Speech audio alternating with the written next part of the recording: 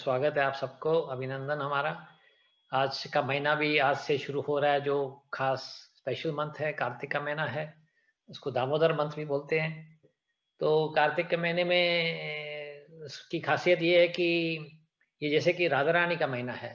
जैसे पुरुषोत्तम महीना होता था, तो वो जैसे कि समझो कृष्ण भगवान का है। तो इस अभी जो कार्तिक का महीना है, वो राधा रानी का है। लेकिन जैसे राधा रानी कृष्ण को बहुत प्रिय है, तो वो राधा रानी के लिए कुछ भी कर लेगा। देखो, अब नाम जब हम जप भी करते हैं, राधा कृष्ण बोलते हैं, पहले राधा को लगा देते हैं, फिर कृष्ण आ जाता है पीछे। हालाँकि कृष्ण भगवान है साक्षात, राधा रानी तो उसकी अंतरंगी शक्ति है, फिर भी वो शक्ति को पहले रखता है। तो इसी प्रकार से जैसे कि कार्तिक का महीना है, तो भगवान श्री कृष्ण ने भी इनको बहुत महत्व दिया हुआ है, ये महीने को। तो इसके फ़ायदे भी बहुत हैं। इस महीने में कोई भी हम कुछ व्रत वगैरह रखते हैं या कोई भी ऐसा कार्य करते हैं, यानी आध्यात्मिक कार्य, स्पिरिचुअल एक्टिविटीज़ जो करेंगे, तो उसका फ़ायदा भी हज़ार गुना, बोलते हैं हज़ार गुना, पुराणों में बताया कि हज़ार गुना उसको उसका फ़ायदा मिलता है। तो इसलिए अच्छा है कि हम अपनी जो भक्ति वगैरह है, जो आध्यात्मिक गतिविधियाँ हैं, उसको थोड़ा बढ़ा देवें। जो चैंटिंग नहीं करते हैं, तो शुरू कर देवें 1-2 राउंड चैंट करने। जैसे जप करते हैं, हरे कृष्ण महामंत्र का जप करने शुरू कर दें, और जो करते हैं थोड़ा बढ़ाकर कर दें। मंदिरों में जाए, ब्राह्मणों को खिलाए, भागवतम, भगवद गीता का अध्याय करें, उनको पढ़ें ध्यान से, और अच्छे काम करें, और गलत काम करने से थोड़ा हट के करें, नहीं करने की कोशिश करें, क्योंकि गलत काम के भी जो जो फ़ायदे हैं यानी नुकसान है, वो भी हज़ार गुना हो जाते हैं। अगर अच्छे यानी जो भक्ति करते हैं, उसके भी फ़ायदे हज़ार गुना हैं, तो फिर हम अगर कोई अपराध करते हैं, यानी आध्यात्मिक अपराध, यानी कि पंडित ब्राह्मण के खिलाफ हम बोल ही देवें कुछ ऐसे, तो हमें उनका जो कर्म होगा, वो भी हज़ार गुना कर्म हो जाता है। तो इसलिए सावधानी से हमें भक्ति करना चाहिए और उसके लाभ उठाने चाहिए, क्योंकि ये महीना स्पेशल, जैसे उसको बोलते हैं डिस्काउंट मंथ। जैसे नहीं दुकान वाले दुकान रखते हैं, फिर 1 महीना कोई डिस्काउंट का वीक लगाते हैं, चलो आज डिस्काउंट है आधे प्राइस में, 2 का 1 का 2, 1 का 2 करके बोलते हैं, चलो लेके जाओ। तो भगवान कृष्ण ने भी अपना डिस्काउंट मंथ सेल का पीरियड शुरू कर दिया है। इस 1 फॉर 1000, आप एक करो एक और फायदा 1000 का। तो ये फ़ायदे हमें उनका उनका लाभ उठाने चाहिए। और ये इसका कारण भी है। एक कारण ऐसा नहीं है कि जब जब दुकानदार सेल करता है, तो ऐसे नहीं कि सिर्फ़ आप वो सेल के पीरियड में जाके खरीदो, सेल के वक़्त जाके खरीदो। वो इसलिए चाहता भी ये है कि आप दुकान की जानकारी पा लो, कौन-सी दुकान है, क्या चीज़ें, क्या वस्तुएँ बेचता है, ताकि आगे चल के भी आप खरीदने आओ। तो हमें ये कैसे नहीं कि कार्तिक के महीने में ही जप करना है, क्योंकि ये सेल का है, कृष्ण भगवान ने ज़्यादा उसको फ़ायदा दिया हुआ है, उसको समानता दी हुई है। बाकी के महीने हम फिर नहीं करेंगे जप, नहीं। उनका मतलब ये है कि कार्तिक में करो, उनका लाभ लो, उनके स्वाद लो, उसकी जानकारी पाओ, और एक बार जानकारी मिल जाए, फिर आप बार-बार करने लगो। हाँ? तो इसका ये यानी मतलब ये है डिस्काउंट का ना, कार्तिक के महीने का। तो ये कार्तिक के महीने में अनेक प्रकार के फेस्टिवल्स भी हैं। आप देखो कि एक तो दामोदर फेस्टिवल है। दामोदर फेस्टिवल आता है जहाँ पे कृष्ण भगवान को यशोदा माता उखल से बाँध देती है। तो वो तो बड़ा फेस्टिवल है। उस दिन यानी कृष्णा कहना क्या चाहता है उस महिमा से या उस लीला से, क्या कहना चाहता है कि मैं प्रेम के वश में आ जाता हूँ। जो मेरे प्रेम से मुझे बाँधा जाए, तो मैं प्रेम, नहीं तो वैसे तो भगवान को कौन बाँधेगा? देखो, बड़े-बड़े ऋषि-मुनि उसको ध्यान में भी लाना चाहते हैं। ध्यान में भी उसको फँसा नहीं सकते, मन में भी नहीं फँसा सकते, तो रस्सी से क्या फँसाएँगे? तो यशोदा माता तो एक स्त्री थी, नारी थी, वो थोड़ी उम्र की भी बड़ी थी, तो वो कैसे पकड़ पाती कृष्ण को? तो आखिर में कृष्ण को वो पकड़ लेती है। कृष्णा क्योंकि वो पकड़वाता है अपने आप को, ऐसे नहीं कि वो पकड़ सकती है, उसकी शक्ति है उसको पकड़ने की, वो पकड़वाता है खुद को, और खुद को बाँधने की उसको देता है, उसको स्वीकार कर लेता है, ठीक है, चल माताजी बाँध ले। तूने इतना परिश्रम किया, इतना प्यार से मुझे डाँट भी रही है, तो प्यार से ही डाँट रही है और मेरे फ़ायदे के लिए, मेरे हित के लिए कर रही है, तो चलो मैं तुमको बाँधने में देता हूँ। खैर, उसकी कथा हम दामोदर के दिन करेंगे, लेकिन ये बड़ा फेस्टिवल आ रहा है, महोत्सव है। और दूसरा है हमारा गोवर्धन लीला का भी महोत्सव है, इसी महीने में होता है, जब भगवान श्री कृष्ण ने गोवर्धन पहाड़ उठा लेते हैं। तो उसकी भी फिर हम चर्चा गोवर्धन के दिन करेंगे। फिर दिवाली का भी दिन इसी महीने में आता है। तो और दिवाली के अलावा उसके साथ-साथ ये टाइम गो दिवाली का दिन और गोवर्धन का दिन एक ही दिन पड़ता है 15 नवंबर को। हमारे स्पेन में एटलीस्ट, पता नहीं इंडिया में कभी-कभी एक दिन नीचे ऊपर हो जाता है। हमारे स्पेन में 15 तारीख को पड़ता है। और कल का दिन था वो भी बहुत अच्छा दिन था, शरद पूर्णिमा का दिन था, फुल मून था। उस दिन कृष्णा ने रासलीला रचाई थी। वो तो बड़े खास दिन थे, क्योंकि उस दिन पे उन्होंने सब गोपियों की मनोकामनाएं जो भी उनकी थी, उनकी पूरी पूर्ति की। उनकी पूर्ति की, यहाँ की वो चाहते थे कि कृष्ण भगवान उनके पति बने, वो उनकी पत्नियां बनने चाहते थे। तो उस दिन उन्होंने उनकी मनोकल्पना पूरी कर दी, उनकी जो भी मन की जो इच्छाएं थी, उनकी सब पूरी कर देते हैं रासलीला नचा के। हाँ? तो इसलिए ये महीना ऐसा खास महीना है, तो इसलिए हमें पूरे ध्यान से ऐसे सोच लो कि ज़िंदगी, ऐसे सोच लो कि आज का आखिरी दिन है हमारी ज़िंदगी का। तब देखो आपके कैसे भक्ति में मन लग जाएगा। क्योंकि हम क्या यही सोच के रखते हैं कि ठीक है, अभी तो उम्र है, आगे चल के कर लेंगे, अभी कोई ना कोई व्यस्तता निकल आती है, आज ये करना है, कल वो करना है। ठीक है, कल के लिए रखते हैं, कल के लिए करते-करते हमारी देखो ना ज़िंदगी के न जाने कितने वर्ष तो निकल ही चुके हैं। हाँ, किसके होंगे, जो भी जवान होगा तो 20-25 के 50, 60, 70 निकल चुके हैं।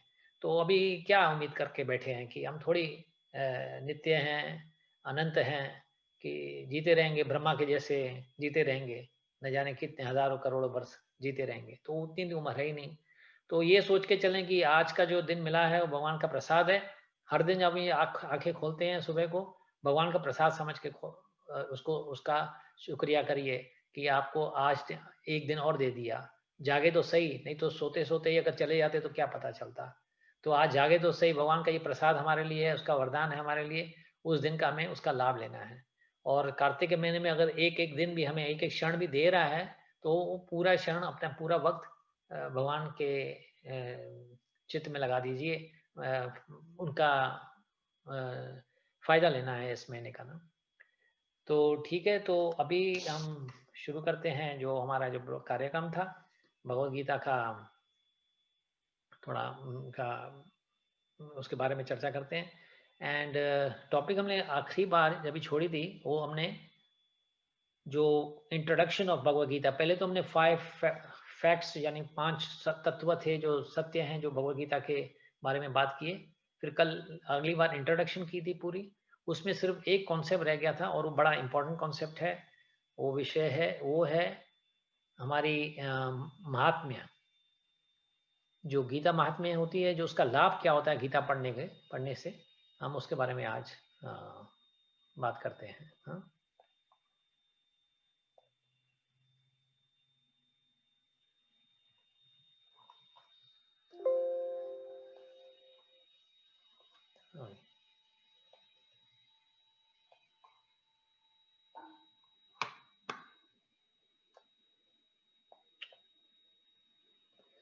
Oh, I'm getting it wrong. Anyway, वो स्क्रीन पता नहीं, हाँ, या ठीक है।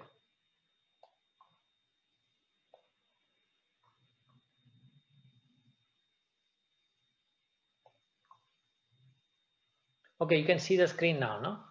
तो स्क्रीन में एक गीता महात्म्य एक क्या है, इसका महिमा क्या है, गीता की महिमा क्या है, हाँ? उसके बारे में एक ये वार्तालाप है शिव भगवान और पार्वती के बीच में।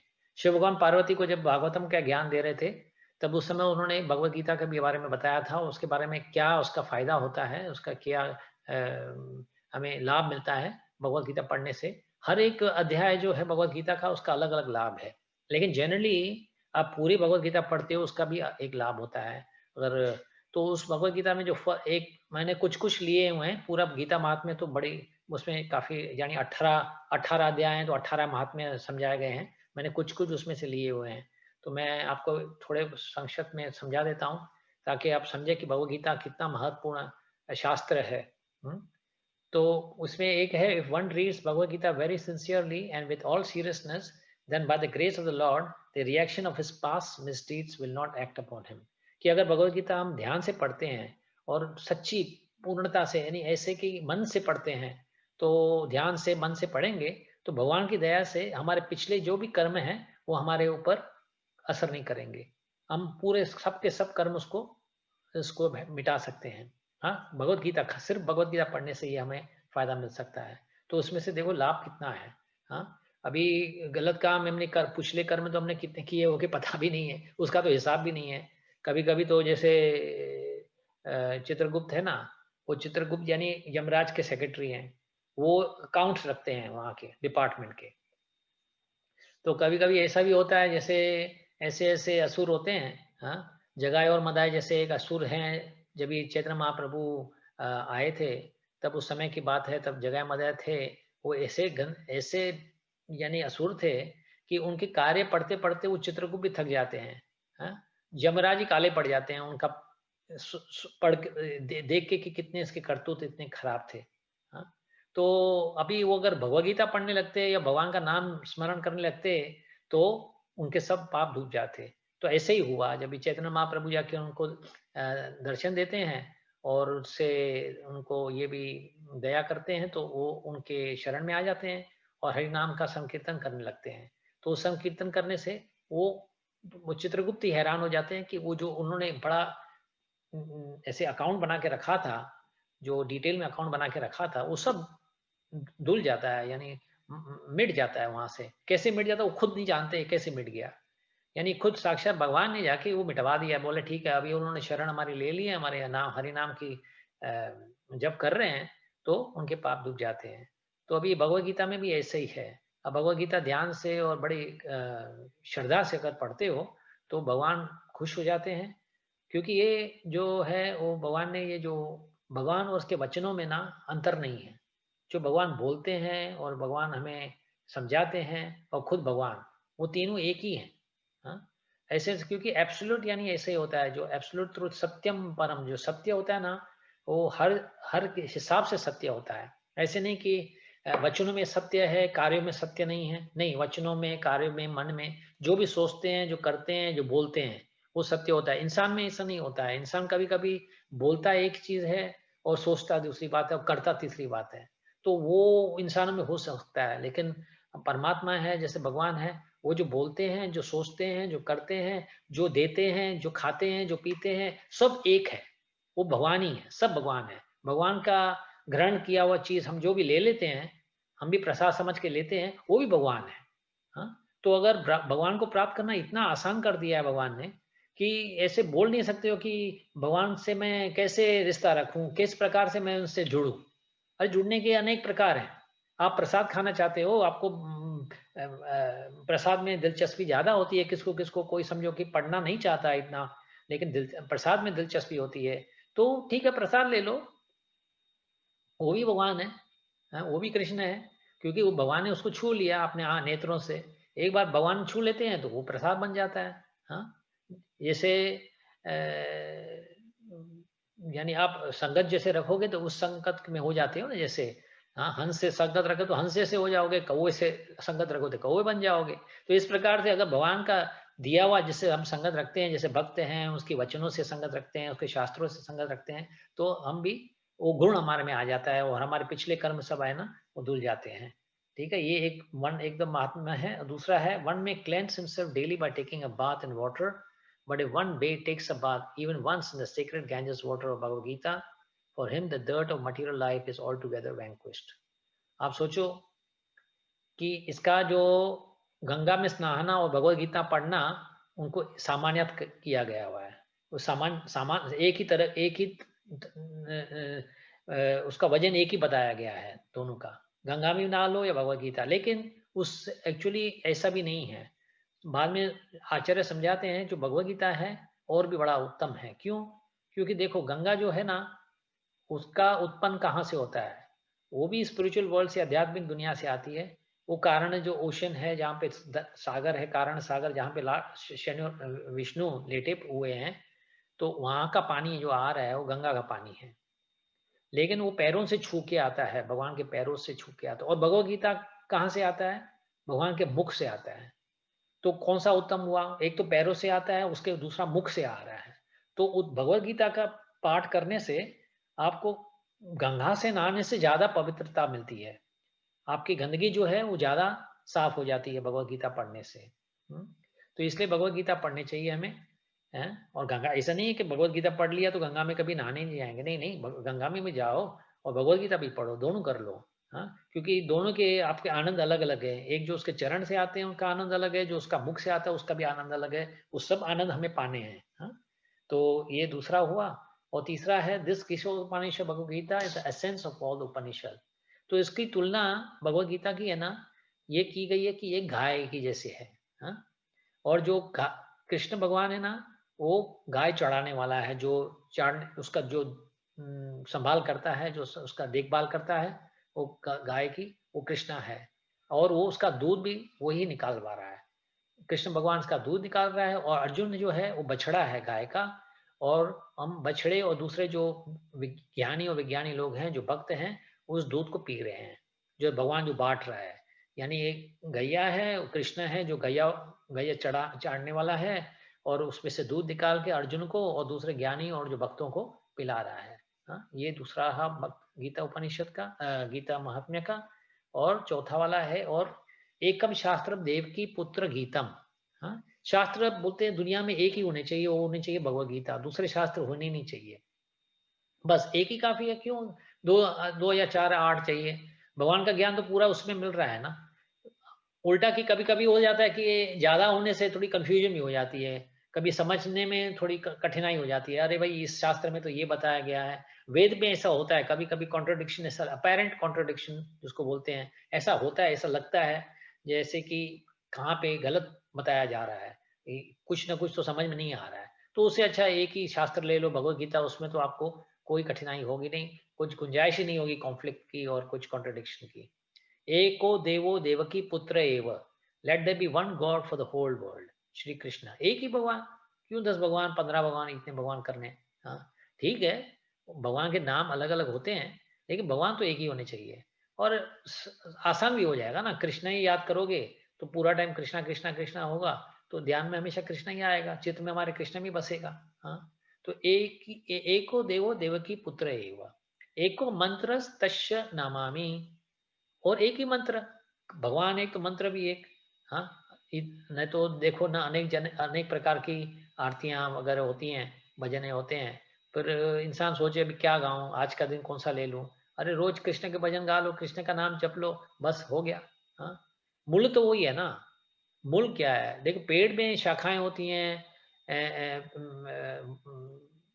मूल होता है, ये जो इसके जो रूट्स होते हैं और पत्तियां होती हैं, फल होते हैं। हाँ, तो ये सब होते हैं, तो आप कहाँ-कहाँ पे उसको पानी दोगे? ऐसे थोड़ी हर पत्ती को बैठ के पानी दोगे, हर शाखा को बैठ के पानी दोगे, हाँ? नहीं, आप मूल में जाओ, उसके रूट्स को पानी दे दो, बस पूरे पेड़ को पानी मिल जाता है। इस प्रकार से कृष्ण मूल है, हाँ, रूट्स हैं, he is the top most. आप कृष्ण की भक्ति कर लेते हो, कृष्ण की पूजा कर लेते हो, सब देवी-देवता खुश हो जाते हैं। कोई शाखाएँ, कुछ पत्तियाँ, कुछ ऐसे फल, उनको अलग से उनको साफ धोना नहीं पड़ता, उनको पानी नहीं देना पड़ता, हाँ। तो इस प्रकार से आप हरे कृष्णा मंत्र गा लीजिए, हरे कृष्णा, कृष्णा कृष्णा हरे हरे, हरे राम, राम राम हरे हरे। तो ये मंत्र गा लो, कितना आसान है देखो। 3 शब्द तो हैं, हरे कृष्णा और राम, कभी भूल ही नहीं पाओगे, हाँ, कहीं भी याद आ जाएगा। हाँ, और कहीं भी खड़े-खड़े आप गा लो अलग-अलग। अभी देखो मेलोडीज़ बहुत हैं, इतनी मेलोडीज़ हैं, आप कौन-सी अच्छी मेलोडी लेके गा लो, मन भी प्रसन्न हो जाएगा और हमारे ज़बान की भी शुद्ध शुद्ध हो जाएगी, आत्मा भी शुद्ध हो जाएगी, शरीर सबको तुष्टि मिलेगी, सब खुश हो जाएँगे। हाँ, आप गा के देखो, तो ये मंत्र मिलेगा, एक भगवान हो गया, एक जप हो गया, एक ही शास्त्र हो गया। हाँ, फिर कर्मापि एकम तस्य देवस्य सेवा, and let there be one work only. और काम भी एक ही होने चाहिए। इतने काम करने की जरूरत क्या है? भगवान तो दे ही रहा है ना, पहुंचाएगा। जब इतना कुछ दे दिया तो अभी क्या, जैसे कि हम आज सोचते हैं कभी-कभी अपने बल के ऊपर मैंने ये काम किया हुआ है, अपने बल से मैंने ये कमाया हुआ है, अपनी बुद्धि से ये कमाया हुआ है। अरे! तेरे से बलवान और भी बैठे हुए हैं और बुद्धिमान भी और से बैठे हुए हैं। और अभी देखो, अभी क्लासरूम होता है, जब हम स्कूल में पढ़ते थे या कॉलेज में पढ़ते थे, वो क्लासरूम में 50, 100 या जो भी लोग होते थे, सब तो एक नंबर नहीं आते थे ना। कोई फर्स्ट नंबर आया क्या कोई? नहीं, कोई एक एक आध फर्स्ट में आ गया, कोई सेकंड में आ गया, कोई थर्ड रैंकिंग में आ गया, कोई तो 40 49th में रैंकिंग में आ गया। आप कौन से शख्स देखोगे, जैसे बताया जाता है, जैसे ऐसे जो बड़े-बड़े धनी हैं, जैसे बिल गेट्स हैं या स्टीव जॉब्स थे, जो फ़ोन वाले थ आईफ़ोन वाले, एप्पल फ़ोन वाले, वो तो कॉलेज के रिजेक्टेड स्टूडेंट्स थे। उनको निकाला गया था कॉलेज में से। वो ऐसे थे स्टूडेंट्स। आगे अभी देखो, इ अगर अगर बुद्धिमान होते तो फिर ऐसे कितने कैसे आगे बढ़ गए। जो दूसरे उसी यूनिवर्सिटी में जो फर्स्ट रैंकिंग में या यानी फर्स्ट रैंकिंग में आए, शायद उनके पास काम भी करते होंगे। हुँ? तो अभी बुद्धि से ही नहीं काम होता और परिश्रम से ही नहीं काम होता। ये भगवान की दया चाहिए, भगवान का महिमा भगवान का आशीर्वाद चाहिए, वो कर्म के द्वारा मिल जाता है। हाँ, ऐसे कर्म करवाता है भगवान, ऐसे बोले मैंने अच्छे कर्म किए होंगे, अरे तुम कौन से करने वाले कर्म हो? तुम कौन हो कुछ करने वाले भी? कर भी क्या सकते हो? भगवान ने करवा दिया, बस। तो वो करवा दिया, तुमसे अच्छे कर्म हो गए और और आज उसका आप फ़ायदा ले रहे हो, उसका आनंद ले रहे हो। तो ये थोड़ी बहुत गीता महात्म्य है। तो ये जान के अब आप भगवद गीता का हम आरंभ करते हैं। हाँ, पहले अध्याय से ही। अभी भगवद गीता में तो देखो 700 श्लोक हैं। हम 700 श्लोक तो सब नहीं करेंगे, क्योंकि फिर तो काफ़ी समय लग जाएगा। लेकिन इसमें मुख्य जो श्लोक हैं, जो मूल्य श्लोक हैं, हाँ, वैसे तो अब बोल नहीं सकते हैं ये, हाँ, ऐसे नहीं कि हम बोलेंगे कि ये मंत्र ज़्यादा है, महत्ववान है, वो दूसरों से ज़्यादा महत्ववान है, नहीं। सब महत्ववान है, लेकिन अभी कोई मूल्य ऐसे हैं या मुख्य हैं, ऐसे मंत्र जो हमारे जैसे आचार्य प्रभुपाद थे, उनकी बारे में चर्चा ज़्यादा ही करते थे। हाँ, विशेष थे वो मंत्र, और जो मंत्र वो के आधार पे पूरी भगवत गीता का ज्ञान दिया गया है। हाँ, ऐसे जैसे आत्मा का ज्ञान, कर्म का ज्ञान, भक्ति का ज्ञान, ऐसे-ऐसे जो मंत्र उसके लागू हैं, हम वो मंत्र करते हैं। कुल मिला के हमने 108 मंत्र करेंगे। हाँ, तो 108 मंत्र जैसे-जैसे करते जाएँगे, उसके बारे में स्टडी भी करेंगे, और हम चाहेंगे कि अगर कोशिश करके, हाँ, आप में से कोई वो मंत्र का अभ्यास करना चाहता है, मेमोरी याद करवाना चाहता है, बड़ा फ़ायदेमंद होते हैं ये मंत्र। आप एक तरह के ये प्रार्थना भी बन जाते हैं, मंत्र ऐसे हैं ये प्रार्थना ही होती है। आप मंत्र करो या प्रार्थना करो, एक ही बात है, क्योंकि भगवान के वचन है ना, भगवान के ही शब्द हैं। तो भगवान के शब्द बोलने में तो फ़ायदा आएगा ही ना। देखो, हम अपने मन की बनाई हुई प्रार्थना करते हैं कभी-कभी भगवान के सामने, कोई पूछता है, मैं भगवान के सामने खड़े होके क्या बोलूँ? तो क्या अक्सर क्या बोलोगे? आप मन में जो आपके आएगी बात वही आएगी जो आपकी ज़रूरतें हैं, आपकी तकलीफ़ें हैं वही आएगी आपके मन में बात। लेकिन भगवान के पास तकलीफ़ लेके जाने की ज़रूरत ही क्या है? तो भगवान जैसे क्या आपके मन में नहीं बैठे हुए हैं? भगवान की आपकी तकलीफ़ें नहीं जानता है, आपकी कठिनाइयाँ नहीं जानता है क्या? वो तो जानते हैं ना। और ऐसे नहीं कि वो अ, नज़र बंद करके बैठे हुए हैं, बोले ठीक है इसको तकलीफ़ है तो मेरा क्या? हम थोड़ी इंसान भगवान थोड़ी इंसान है कि बाजू वाले घर में तकलीफ़ हो रही है, उसमें उसका एक्सीडेंट हो गया वग़ैरह कुछ हो गया, हम हमें क्या करना है? चलो, चलो हम तो खुश अपने घर में बैठ के टीवी देखते हैं। नहीं, नहीं, ऐसा नहीं है। भगवान का ख़्याल हर किसी के लिए होता है। वो उनकी चिंता हर किसी के लिए होती है। अगर कुछ तकलीफ़ के गुज़र रहा है, कुछ तकलीफ़ से, कुछ कर्मों की वजह से, तो भगवान को उनका ध्यान होता है, और वो समय पे उसको उसका उसको सुलझा देगा। समय पे उसको सुलझा भी देगा। हमें ऐसे कार्य करवाएगा कि उससे समस्या हमारी सुलझ जाए। हाँ? खुद ब खुद सुलझ जाती है। तो इस हिसाब से ऐसे-ऐसे विशेष ऐसे मंत्र हैं जो हमारे भगवद गीता के, तो उसके बारे में हम चर्चा करेंगे, और हम चाहते हैं कि वो श्लोकों को आप याद करें। आपको एक ऐसे नहीं है, ये स्कूल वगैरह नहीं है, ये मत समझो कि कोई टेस्टिंग दे रही है यूनिवर्सिटी, आपके फ़ायदे के लिए है। अभी एक श्लोक में देखोगे ना तो 4 लाइन्स आती हैं सिर्फ़, 4 छोटी-छोटी लाइन्स आती हैं। मिला के उसमें कभी-कभी 16 या 20 शब्द होते हैं।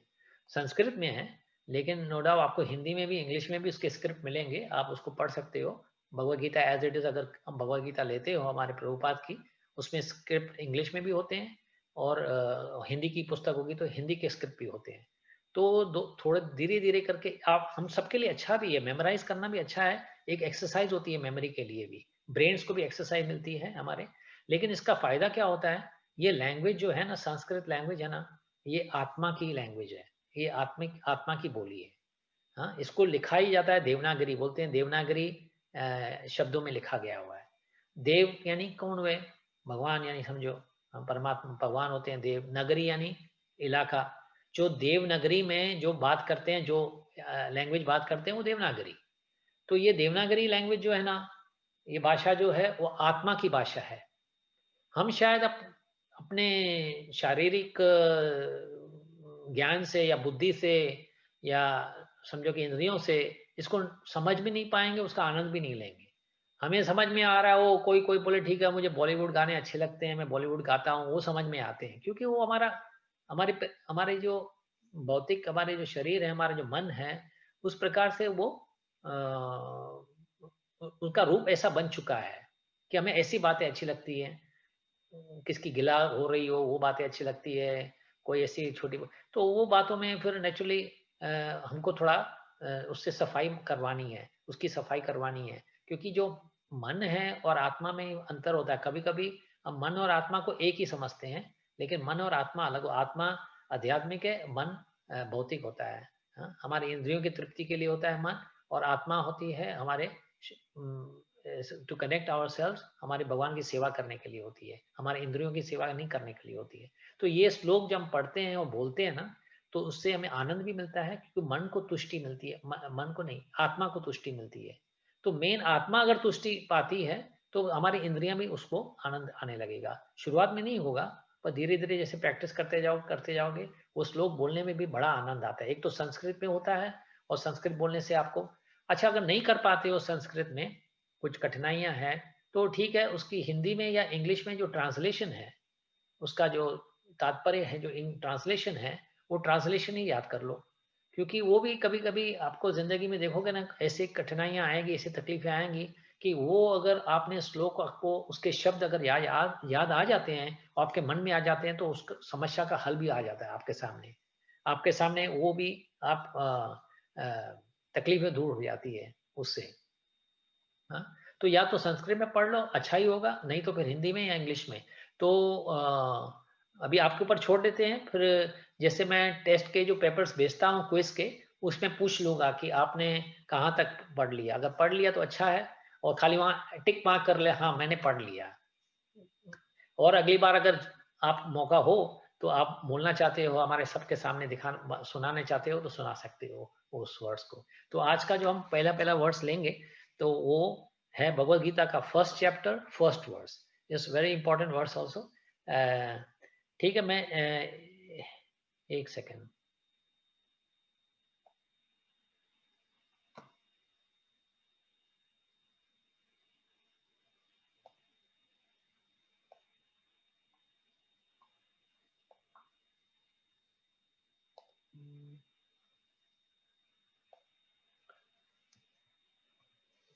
ठीक है, तो ये मैंने तो इंग्लिश में लिखा हुआ है, फिर आप मैं फिर ट्रांसलेट करके बस सुनाता हूँ आपको।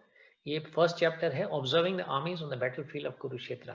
जो कुरुक्षेत्र का, अभी ठीक है, आपको कुछ महाभारत की तो कथा सब कोई जानता होगा। फिर भी थोड़ा समराइज करके मैं बता देता हूँ। हाँ, तो वो जैसे पांडु और धृतराष्ट्र थे, और विदुर थे, तीन आपस में भाई थे। ठीक है, मैं आपको पहले ये बाद में करते हैं शेयर। तीन भाई थे। जो धृतराष्ट्र थे बड़े भाई थे, पांडु छोटे छोटे थे, और विदुर और भी छोटे थे। तो उसमें ऐसा होता है कि जो धृतराष्ट्र थे वो नेत्रहीन थे। तो हाल ही की इस हिसाब से वो राजा बनने के योग्य नहीं थे, क्योंकि नेत्रहीन थे ना, तो राजा नहीं बन सकते थे। तो पांडु को बनवाया गया। तो लेकिन धृतराष्ट्र को ये बात अच्छी नहीं लगी थी, मन में उनको क्रोध था अपने भाई के प्रति। हालांकि बाहर दिखाता नहीं था, लेकिन क्रोध तो जरूर था। तो पांडु फिर कुछ समय के लिए जंगलों में चले जाता है अपनी पत्नी के साथ। तो वहां पे कुछ ऐसा हादसा हो जाता है कि वहां पे पांडु अपना शरीर छोड़ देता है। उनके 5 बच्चे बेटे होते हैं। हाँ, तो वो पांडु कहलवाते हैं, पांडवस कहलवाते हैं, क्योंकि पांडु के पुत्र पांडवस। हाँ, वैसे कि देखा जाएगा तो वो जो खानदान था, वो कुरु खानदान कहलाता था। कुरु, कौरव, जो हम हिंदी में कभी कौरव बोलते हैं या कुरु खानदान बोलते हैं। तो वैसे तो वो सब कुरुपुत्र थे, हाँ, लेकिन फिर भी थोड़ा फर्क लाने के लिए या समझने के लिए वो किसके पुत्र, क्योंकि कुरुपुत्र तो धृतराष्ट्र के भी पुत्र भी कुरुपुत्र हो जाते हैं और पांडु के पुत्र भी कुरुपुत्र हो सकते हैं। तो लेकिन उनको पांडु पुत्र कहा गया था और धृतराष्ट्र के पुत्र थे वो कुरुपुत्र थे, हाँ, कुरुष थे। तो आपस में जब भी वो लौट के आते हैं तो लेकिन कुरुपुत्र जो दुर्योधन था वो बड़ा कपटी था, हाँ, बड़ा कपटी था। वो कब से चाहता नहीं था कि धृतराष्ट्र दुर्योधन सॉरी युधिष्ठिर जो उम्र में बड़े थे, हाँ, वो राजा बने। हालांकि बनने तो उन्हीं को चाहिए, क्योंकि अगर पांडु पुत्र यानी पांडु खुद राजा थे तो उनके बड़े पुत्र जो हैं युधिष्ठिर उनको ही राजा बनने चाहिए था। लेकिन जैसे कि पीछे से जब ये पांडु चले गए थे, कुंती के साथ चले गए थे, तो वो राजा बन के बैठे थे। तो ये समझ के जो बोलते हैं ना, ये होती है हमारी हमारी समस्या यही है। हमें कुछ दिया गया है कुछ समय के लिए, ऐसे एज अ कस्टडी, जैसे नहीं आपके हवाले छोड़ के जाते हैं। जैसे कि कोई समझो दोस्त है आपका बाहर घूमने जा रहा है 2 महीनों के लिए, आपको हवाले एक अपनी गाड़ी छोड़ के चले जाता है। हाँ, बोले ये गाड़ी को बीच में चलाते रहना, नहीं तो उसकी बैटरी डाउन हो जाएगी, तो मैं 2 महीनों के बाद आके गाड़ी ले लूँगा। तो आप अगर गाड़ी में आपको इतना आनंद आता है, इतना मज़ा आ जाता है, फिर जब भी लौट के आता है, बोले मेरी गाड़ी, तो बोले कौन-सी गाड़ी? गाड़ी तो मेरी है। तो मैं तो 2 महीने से चला रहा हूँ, सबने देख लिया मेरी गाड़ी है, मैं ही चलाता हूँ ये गाड़ी, मैंने इसकी रिपेयरेशन करवाई है, मैंने ये करवाया, मैंने वो उसके ऊपर पैसे डाले हुए हैं। मैं अब तुम्हारी गाड़ी कैसी? तो हमारी हालत ये ऐसे, तो धृतराष्ट्र भी ऐसे थे। उसको मज़ा आ गया राजा होते-होते, शो खुशी हो रही थी, मुझे लोग राजा बोलते हैं, तो अभी वो राजा छोड़ना नहीं चाहता था कि ये राजा ही अपनी राजगिरी नहीं छोड़ना चाहता था। वो पकड़ के बैठा था, ये भी सोचता था कि मेरा बेटा आगे चल के मेरा बेटा ही राजा बने। तो वो भी नहीं चाहते थे, दुर्योधन भी नहीं चाहते थे, तो इस हिसाब से उनमें आपस में झगड़ा होता है। हाँ, उस बीच में कृष्ण भी आ जाते हैं। ये तो मैं समरी में बता रहा हूँ, आपको जानकारी तो होगी इस कथा की। तो इस बीच में कृष्ण भी होते हैं और कृष्ण समझाने की कोशिश भी करते हैं। हालाँकि उन्होंने इतनी भी माँग की थी, इतनी छोटी-सी माँग की थी, बोले ठीक है पूरा प्रदेश नहीं देना चाहते हो पूरा, तो चलो छोटे 5 गाँव ही दे दो। तो 5 गाँव भी देने के लिए तैयार न था। वो इतना मन में घृणा थी उनकी, इतनी घृणा थी इनके प्रति, पांडवों के प्रति, कि वो घृणा की वजह से कुछ उसके साथ बाँटना ही नहीं चाहता था। उनके साथ कोई व्यवहार ही नहीं रखना चाहता। वो तो चाहते थे कि सब मर जाएँ। हालाँकि उन्होंने कुछ कोशिश भी हालाँकि अनेक बार की थी कि पांडु के पुत्र सब मर जाएँ। लेकिन भगवान जिसके राखे कृष्णा मारे कौन? मारे कृष्णा राखे कौन? जब कृष्णा आपका रखवाला है तो आपको कौन मार सकता है? तो इस हिसाब से पांडु हमेशा बचते गए। आखिर में जंग तो होना ही था। तो ये जंग तैयारी हो चुकी थी। स्थान भी पक्का हो चुका था।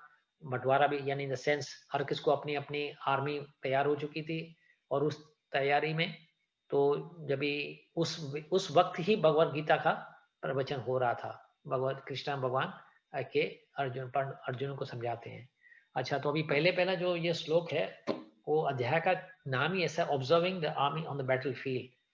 यानी जो आर्मी खड़ी हुई थी, तो वहाँ पे उसको एक-दूसरे को जाँचते हैं, जैसे देखते हैं ना क्या कौन है सामने हमारे दुश्मन। जब भी कोई आपके सामने आ जाता है, कोई आपके साथ आपका कॉम्पिटिशन है या कोई जंग है, तो उसको नापना भी अच्छा है, ज़रूरी है। कौन है? देखे तो सही, कौन-कौन सामने में खड़े हैं, हाँ?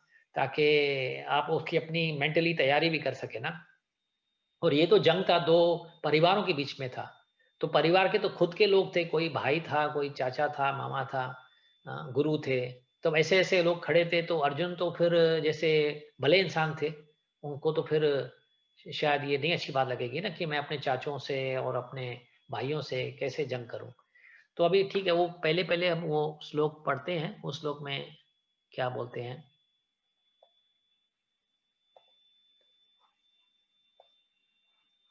तो observing the army on the battlefield of Kurukshetra, इसमें 46 वर्ष से मिला के, तो इसको 4 भागों में किया गया है। Introduction, preparation for the war, कि इसमें जो जंग होने वाला है उसमें किसकी तैयारियां हो रही है, उसमें 13 श्लोक हैं। और किसकी जीत होने वाली है उसके भी निशानियां थी, तो वो 14 से लेकर 20 श्लोक में बताया गया है। कृष्णा एज भक्त वात्सल्य, कैसे भक्त के वात्सल होते हैं, भक्त के हीन हो जाते हैं, भक्त में की सेवा करने लगते हैं भगवान खुद। वो भी समझाया गया है। और अर्जुन के डाउट्स क्या थे, हाँ, अर्जुन के में कुछ ऐसे ऐसे डाउट्स पैदा हुए थे, तो वो भी 428 to 46 में है। तो हम पहले वर्ड्स लेते हैं। दिस इज, ये वर्ड्स हमारे स्क्रीन में है अभी। देखो, हमने जैसे बताया कि जो संस्कृत में है वो इंग्लिश वर्ड्स में भी आता है और हिंदी वर्ड्स में भी आता है। आप कौन से भी लैंग्वेज में पढ़ सकते हो, तो पढ़ने में आसान होते हैं। हाँ, धृतराष्ट्र उवाच, देखो लिखा हुआ है, धृतराष्ट्र उवाच धर्म क्षेत्रे कुरुक्षेत्रे समवेत युयुत्सव मामका पांडवश्चैव किम अकुर्वत संजय। हाँ, अभी मैं चाहूंगा कि अगर आप में से कोई कोशिश करे और उसमें से ये रीड करके थोड़ी कोशिश करने की करें, रीड करने के लिए। हाँ, तो आप में से कौन कर सकता है? अबू जी कह रहे हैं। हाँ, बोलिए बोलिए। धृतराष्ट्र उवाच धर्मक्षेत्रे कुरुक्षेत्रे समवेतायुयुत्सव मामका पांडवाश्चैव किम अकुर्वत Sanjaya. Very good. Dhritarashtra said, या O Sanjay, after my sons and the sons of Pandu assembled in the place of pilgrimage at Kurukshetra, desiring to fight, what did they do?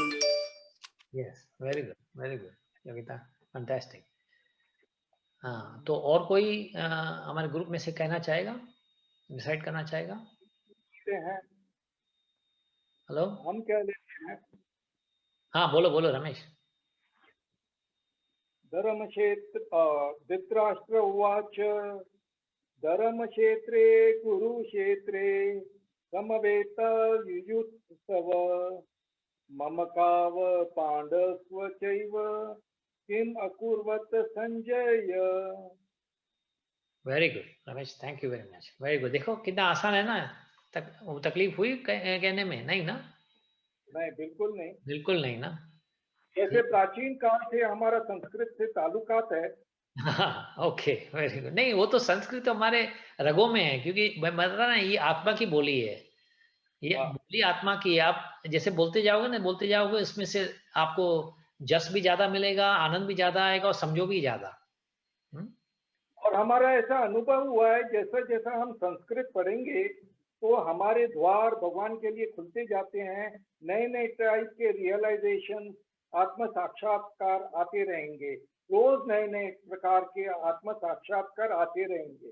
या हाँ, as you go on getting the purification, ये सब, ये समझो कि ये क्या बोलते हैं, गंदगी को साफ करने के लिए सब ये एलिमेंट्स हैं, इंग्रेडिएंट्स हैं। ये धीरे, हर प्रकार, जैसे हम मंत्र भी गा लेते हैं या जब भी करते हैं या जो भी करते हैं, जब स्मरण करते हैं या कोई भी ऐसा भक्ति का मार्ग लेते हैं, जो भी भक्ति का उपयोग करते हैं, वो धीरे धीरे हमारे हर प्रकार की जो गंदगियां हैं हमारे मन के अंदर, उससे उसकी सफाई होती है धीरे धीरे। हाँ, तो और जैसे जैसे आप देखो, ये गंदगी किसकी उसकी तुलना की गई है, जैसे कि आईने के ऊपर गंदगी होती है ना, तो आईना जैसे आप साफ करते जाओगे, पहले गंदगी के सामने अगर खड़े रहोगे तो आईने में कुछ नहीं दिखाई देता है, क्योंकि कितनी गंदगी है, तो सब कुछ उसमें इसके प्रतिबिंब दिखाई नहीं देता ना। तो जैसे जैसे आप साफ करते जाओगे, आपका प्रतिबिंब धीरे धीरे दिखने लगेगा। जब तक पूरा साफ हो जाएगा तो आप जैसे हो वैसे दिखने लगोगे आईने में, वैसे नहीं, पहले नहीं दिखाई देता है। तो इस प्रकार से ये गंदगी को हमें साफ करना है, और इसके द्वारा ये सब जो हम वो कर रहे हैं ना, ये सब भक्ति का जो मार्ग लिए हुए हैं, जो मंत्र पढ़ते हैं, जो ये करते हैं, ये सब जो सम्मेलन किया हुआ है, ये सब एक्चुअली भक्ति ही है एक प्रकार की। हाँ, इससे हमें ये इस प्रकार का फायदा मिलता है। ठीक है, बाकी कौन और कोई करना चाहेगा? एटलीस्ट एक और। संजय उवाच दृष्ट्वा तु पाण्डवानीकं व्यूढं दुर्योधनस्तदा आचार्य उपसंगम्य राजा वचनं ब्रवीत. ये कौन सा आप सेकंड वर्स पढ़ रहे हो क्या? No, we have to continue or the same verse? The same verse. Okay, sorry. One verse, Sorry, yeah. sorry. No. I can try. Yeah. Drita- Lavanya? Yes. Yeah, okay, you try. Dhritarashtra उवाच धर्मक्षेत्र कुरुक्षेत्र समावेतायुयुत्सव मामकाः पाण्डवश्च चैव किम् अकुर्वत Sanjay. Very good, very good, Lavanya, very nice. Thank you very much. You how did you find it? Okay, good. You enjoyed saying it, Lavanya? Yes, sir. Yes, sir. I did. Very good. So I hope by next week you will get it memorized. I will try, definitely. Yes, you try. Whatever. If not, then the translation is also good enough. But if it is in Yeah. Sanskrit and the translation is perfect, दोनों हो, यानी संस्कृत में भी हो, translation भी हो, हाँ? Yes, Okay. sir. Thank you. Okay, Himagori, you wanted to also say? Okay, yes. Dhritarashtra उवाच धर्मक्षेत्रे कुरुक्षेत्रे समवेत युयुत्सः मामका पाण्डवश्चैव किम अकुर्वता संजय. Very good. तो देखो मैं इसलिए ये बार बार दोहरा रहा हूँ आपसे, क्योंकि ये देखो एक एक शब्द जो है ना, जो एक एक शब्द जो है भगवान के बोले हुए शब्द हैं, और भगवान के बोले हुए शब्द अगर रिपीट करते हैं हम, तो यू कैन इमेजिन उसमें क्या फायदे होंगे, उसमें कितना पावर होगा। क्योंकि भगवान के बोले हुए हैं, हम अपने बनाए हुए शब्द नहीं कर रहे हैं। तो ये जो कथाएं हम जो शब्द करते हैं, तो भगवान के सामने अगर यही श्लोक भी बोल दो ना, भगवान के बोले हुए शब्द आप दोहरा दो, तो ये भी एक प्रार्थना बन जाती है। ठीक है, चलो फिर अब इसका हम मतलब देखते हैं क्या हुआ है। मतलब देखते हैं, धृतराष्ट्र ने कहा, ओ संजय, मेरे पुत्र और पांडु के पुत्र जब जाके कुरुक्षेत्र के स्थान में मिलते हैं, जो तीर्थ स्थान है, पिलग्रिमेज है, प्लेस ऑफ पिलग्रिमेज। एक तो कुरुक्षेत्र एक्चुअली एक तीर्थ स्थान है, तो लड़ने की आशा से गए हुए हैं, तो अब क्या कर रहे हैं वो, हाँ समझे ना। O Sanjaya, after my sons and the sons of Pandu assembled in the place of pilgrimage at Kurukshetra, desiring to fight, what do they do? तो अभी हम थोड़ा इसके बारे में चर्चा करते हैं, समझाते हैं। जैसे प्रभुपाद ने ऐसे जब ये वर्ड्स शुरू करते हैं समझाने के लिए, तो पूछते हैं कि सोचो कि आपके पास बहुत अभी भूख लगी हुई है, हाँ, और इतनी भूख हुई है कि आप सह नहीं सकते उस भूख को, और आपके सामने कोई अच्छा प्रसाद की एक थाली पेश की जाती है, आपको दी जाती है एक, उसमें अच्छे प्रकार के लड्डू, गोलगप्पे सब पड़े हैं, सब्जी, चावल, रोटी, हाँ, लस्सी सब पी रहे हो, और आपके सामने प्लेट रख दी गई हो। तो अभी मैं सवाल करूं कि ये भूखा इंसान जिसके सामने हमने बड़ी प्लेट प्रसाद की दे दी, हाँ, जिसमें हर प्रकार का प्रसाद था, वो अब क्या करेगा?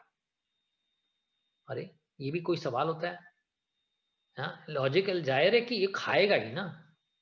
तो ये जब सवाल करते हैं धृतराष्ट्र, ये किस प्रकार से ये सवाल करते हैं, क्या सोच के ये सवाल करते हैं कि वो संजय पूछते हैं। संजय पता है ना, उसका एक सेक्रेटरी होते हैं, जो वो पूरा कुरुक्षेत्र में जो भी जंग चल रहा होता है, उनको एक दिव्य शक्ति दी गई थी व्यासदेव द्वारा, कि वो दिव्य शक्ति से वो पूरा कुरुक्षेत्र में जो भी हो रहा है, देखो तस्वीर में जैसे है, वो ऐसे संजय से पूछते हैं कि जो भी देख रहे हैं, और संजय एक ऊपर से देखे कि तस्वीर है जहाँ पे कुरुक्षेत्र का जंग चल रहा है, पूरी तरह से दिखाई नहीं देता, लेकिन ये है तस्वीर सामने, आप देखोगे तस्वीर में जहाँ मैं मार्क कर रहा हूँ, जहाँ पे कृष्ण और अर्जुन का रथ है। तो वो पूरी तरह से अपने हृदय के द्वारा, जैसे हृदय उसका है इस तरह से, जैसे एक फिल्म स्क्रीनिंग कैसी होती है, जैसे स्क्रीन होता है ना जहाँ पे फिल्म चलती रहती है, तो ये इसका जो मन है ना, वो स्क्रीन बन गया हुआ है, और पूरी कुरुक्षेत्र की फिल्म उसके मन में चल रही है, और जो चल रहा है वो धृतराष्ट्र को सुना रहा है। तो इसलिए वो संजय से पूछता है, अरे मेरे बच्चों और पांडु के बच्चों, अभी देखो उन्होंने पहले तो दोनों एक ही बच्चे थे, पांडु के पुत्र भी थे, कुरुक्षेत्र पुत्र थे, फैमिली एक ही थी, साथ में रहते थे, साथ में होते थे, सब मेरे ही पुत्र बोलते थे, ये मेरे ही पुत्र हैं, मेरे पुत्र हैं, और कुरु के पुत्र हैं, क्योंकि ये कुरु खानदान में पैदा हुए थे। तो कुरु के पुत्रों से उन्होंने उसका विभाग कर दिया, बोले मेरे पुत्र, अच्छा, और पांडु के पुत्र, यानी अभी भाई के पुत्र पांडु के पुत्र हो गए, मेरे पुत्र नहीं हुए। वो अगर मिलते हैं कुरुक्षेत्र के मैदान पे, तो वो क्या करते हैं? तो अभी तो प्रभुपाद ने तो बता दिया, अरे अब ये भी सवाल होता है, लेकिन इसका एक वजह था, इसके कारण थे पूछने के, तो हम ये कारण के बारे में बात करते हैं। हाँ? जो धृतराष्ट्र राजा थे, उस समय तभी था ना, ऐसे भारत वगैरह नहीं होता था। ये भारत, यूरोप, अमेरिका, ऑस्ट्रेलिया, पूरा का पूरा जो हमारी धरती पृथ्वी थी ना, वो पूरी भारतवर्ष थी। वर्ष उसको बोलते थे, प्रदेश नहीं बोलते थे, वो वर्ष था। पूरा प्लेनेट, जो भी अर्थ का प्लेनेट था, वो भारतवर्ष था। हाँ, तो ये उसके राजा थे, एम्परर थे। हाँ, तो वो राजा होने के बावजूद भी, लेकिन आंखों से तो नेत्रहीन थे ही थे, अंधे थे, लेकिन वो मन के भी अंधे थे। वो सिर्फ अपने बच्चों को ही प्यार करते थे, और बाकी न जाने वो क्या, न कि अपने दूसरे खानदान के, जैसे पांडु के बच्चे हो या प्रजा हो, उसको कोई लगाव नहीं था, न प्रजा के लिए न दूसरों के लिए। सिर्फ मेरे बच्चे खुश हो, मेरे बच्चे आनंद में हो, बस उसकी वही लालसा होती थी। तो इस प्रकार से वो मन के भी अंधे थे, और नेत्रहीन तो थे, मन के भी अंधे थे। तो समझाते प्रभुपाद, ही वो तो मटीरियल से भौतिकवादी थे, सिर्फ अपना ही सोचते थे। उनको इतनी लालच होती थी कि सब अपना ही बारे में सोचते थे। इस समय एक भय भी होता था, क्योंकि जिसको लालच होती है ना, और जो प्राप्त भी करते हैं, उसको भय भी होता है। वो भय गंवाने का होता है कि मेरे हाथ से निकल ना जाए। क्योंकि अब इंसान जैसे हमसे भी कभी होता है, जैसे हम कुछ प्राप्त कर लेते हैं, फिर हम उसको गंवाने का डर होता है कि अरे हाथ से निकल ना जाए, उसको कैसे संभाल के रखूं, इसका इंश्योरेंस करवा देता हूं, इसको मैं कैसे न कैसे प्रोटेक्ट संभाल के रखूंगा जरूर, तो मेरे हाथ से निकल ना जाए, कोई इनकम टैक्स वाला ना आ जाए, कोई चोर ना आ जाए। ऐसे सोच सोच के हमें इतना भय आ जाता है कि हमारी जिंदगी पूरी भयभीत हो जाती है। हम खाली उसी बारे में सोचते रहते हैं ना। ये सब हुआ है क्योंकि हम भौतिकवादी थे, हमने लालच की थी, हमने ज्यादा हासिल कर लिया था। अभी हासिल करने के बाद हमें भय आ रहा है। अच्छा, भय तो साथ में आता है, ऊपर से एनवियसनेस, मत्सर्य, मत्सर्य भी होता है कि दूसरों को ज्यादा क्यों है मेरे से। एक ईर्ष्या होती है कि मैं तो, मेरे को तो हुए है, लेकिन दूसरे से मेरे से ज्यादा क्यों है, तो ये एनवी भी आ जाती है। तो भौतिकवादियों में ये सब गुण होते हैं, तो धृतराष्ट्र में ये गुण थे। तो ये एक्चुअली ये सवाल करने का मतलब ये था कि ये चाहते थे कि झगड़ा हो या ना हो। अभी इसका आगे देखते हैं क्या इसका इसका इसलिए भौतिकवादी प्रभुपाद समझाते हैं कि भौतिकवादी इसलिए थे कि वो दुनिया, जो प्रजा के जो प्रति जो उनको कल्याण करना था, वो कभी सोचते ही नहीं थे। प्रजा के प्रति, प्रजा का नुकसान होता है तो नुकसान, अभी देखो इतना बड़ा जंग होने वाला है, अभी इस जंग में न जाने कितनों की मात होगी। हाँ, हजारों करोड़ों लोग मरे थे उसमें। तो इतने लोग मरे, उनको चिंता नहीं है कि इतने लोग मरे, मेरे बच्चे मरने नहीं चाहिए, मेरे 100 के 100 पुत्र हैं, वो सबके सब सुरक्षित होने चाहिए। तो ये उसको चिंता ही नहीं। तो अगर चिंता होती प्रजा की तो ये जंग करवाता। जब कृष्ण ने 5 गांव मांगे थे, तो वो गांव देके काम चलवा देता ना। चलो गांव ही मांग रहे, प्रदेश तो नहीं मांग रहे ना। हाँ? तो कोई ऐसा देश भी नहीं मांग रहे, प्रदेश नहीं मांग रहे, गांव मांग रहे, दे दो। तो कि नहीं तो क्यों का झगड़ा होगा तो आपस में न जाने कितने को हानि होगी, कितनों का नुकसान होगा। तो वो नहीं करने चाहिए। अच्छा राजा होता तो ये सोचता, प्रजा के बारे में सोचता ना। पांडु पुत्रों के बारे में ठीक है, तुम नहीं सोचना चाहते हो, तुम्हारी प्रजा तो तुम्हारी है ना। हाँ, तो सूत वहीं से आता है ना। तो जहां से आपकी कमाई आती है, सूत आती है, तो उनका तो ख्याल करो। तो नहीं, उनको बिल्कुल ख्याल नहीं था। उनको जो पांडु के पुत्र थे, उनको में घृणा थी। वो घृणा थी उनके खिलाफ। वो जानबूझ के चाहते थे। हाँ, खाली वो अपने ही बच्चों को कुरु के बच्चे बोलते हैं, बोले मेरे बच्चे कुरु के बच्चे हैं। बाकी जो पांडु के पुत्र हैं, वो कुरु में से उसको अलग कर देता है, जैसे कि कुरु पुत्र हो ही नहीं। अभी 2 भाई हैं, कुरु खानदान में पैदा हुए हैं, तो कुरु कुरु खानदान ही हुए ना। जैसे कि आपके कोई समझो एक सरनेम है, आपके 2 भाई हैं, तो सेम सरनेम लेंगे ना, उनके बच्चे भी वही सरनेम लेंगे। आप उस सरनेम से कैसे अलग कर सकते हो उसको? अब ये बोल के कि नहीं तुम पांडु पुत्र हो, तुम कुरु नहीं हो।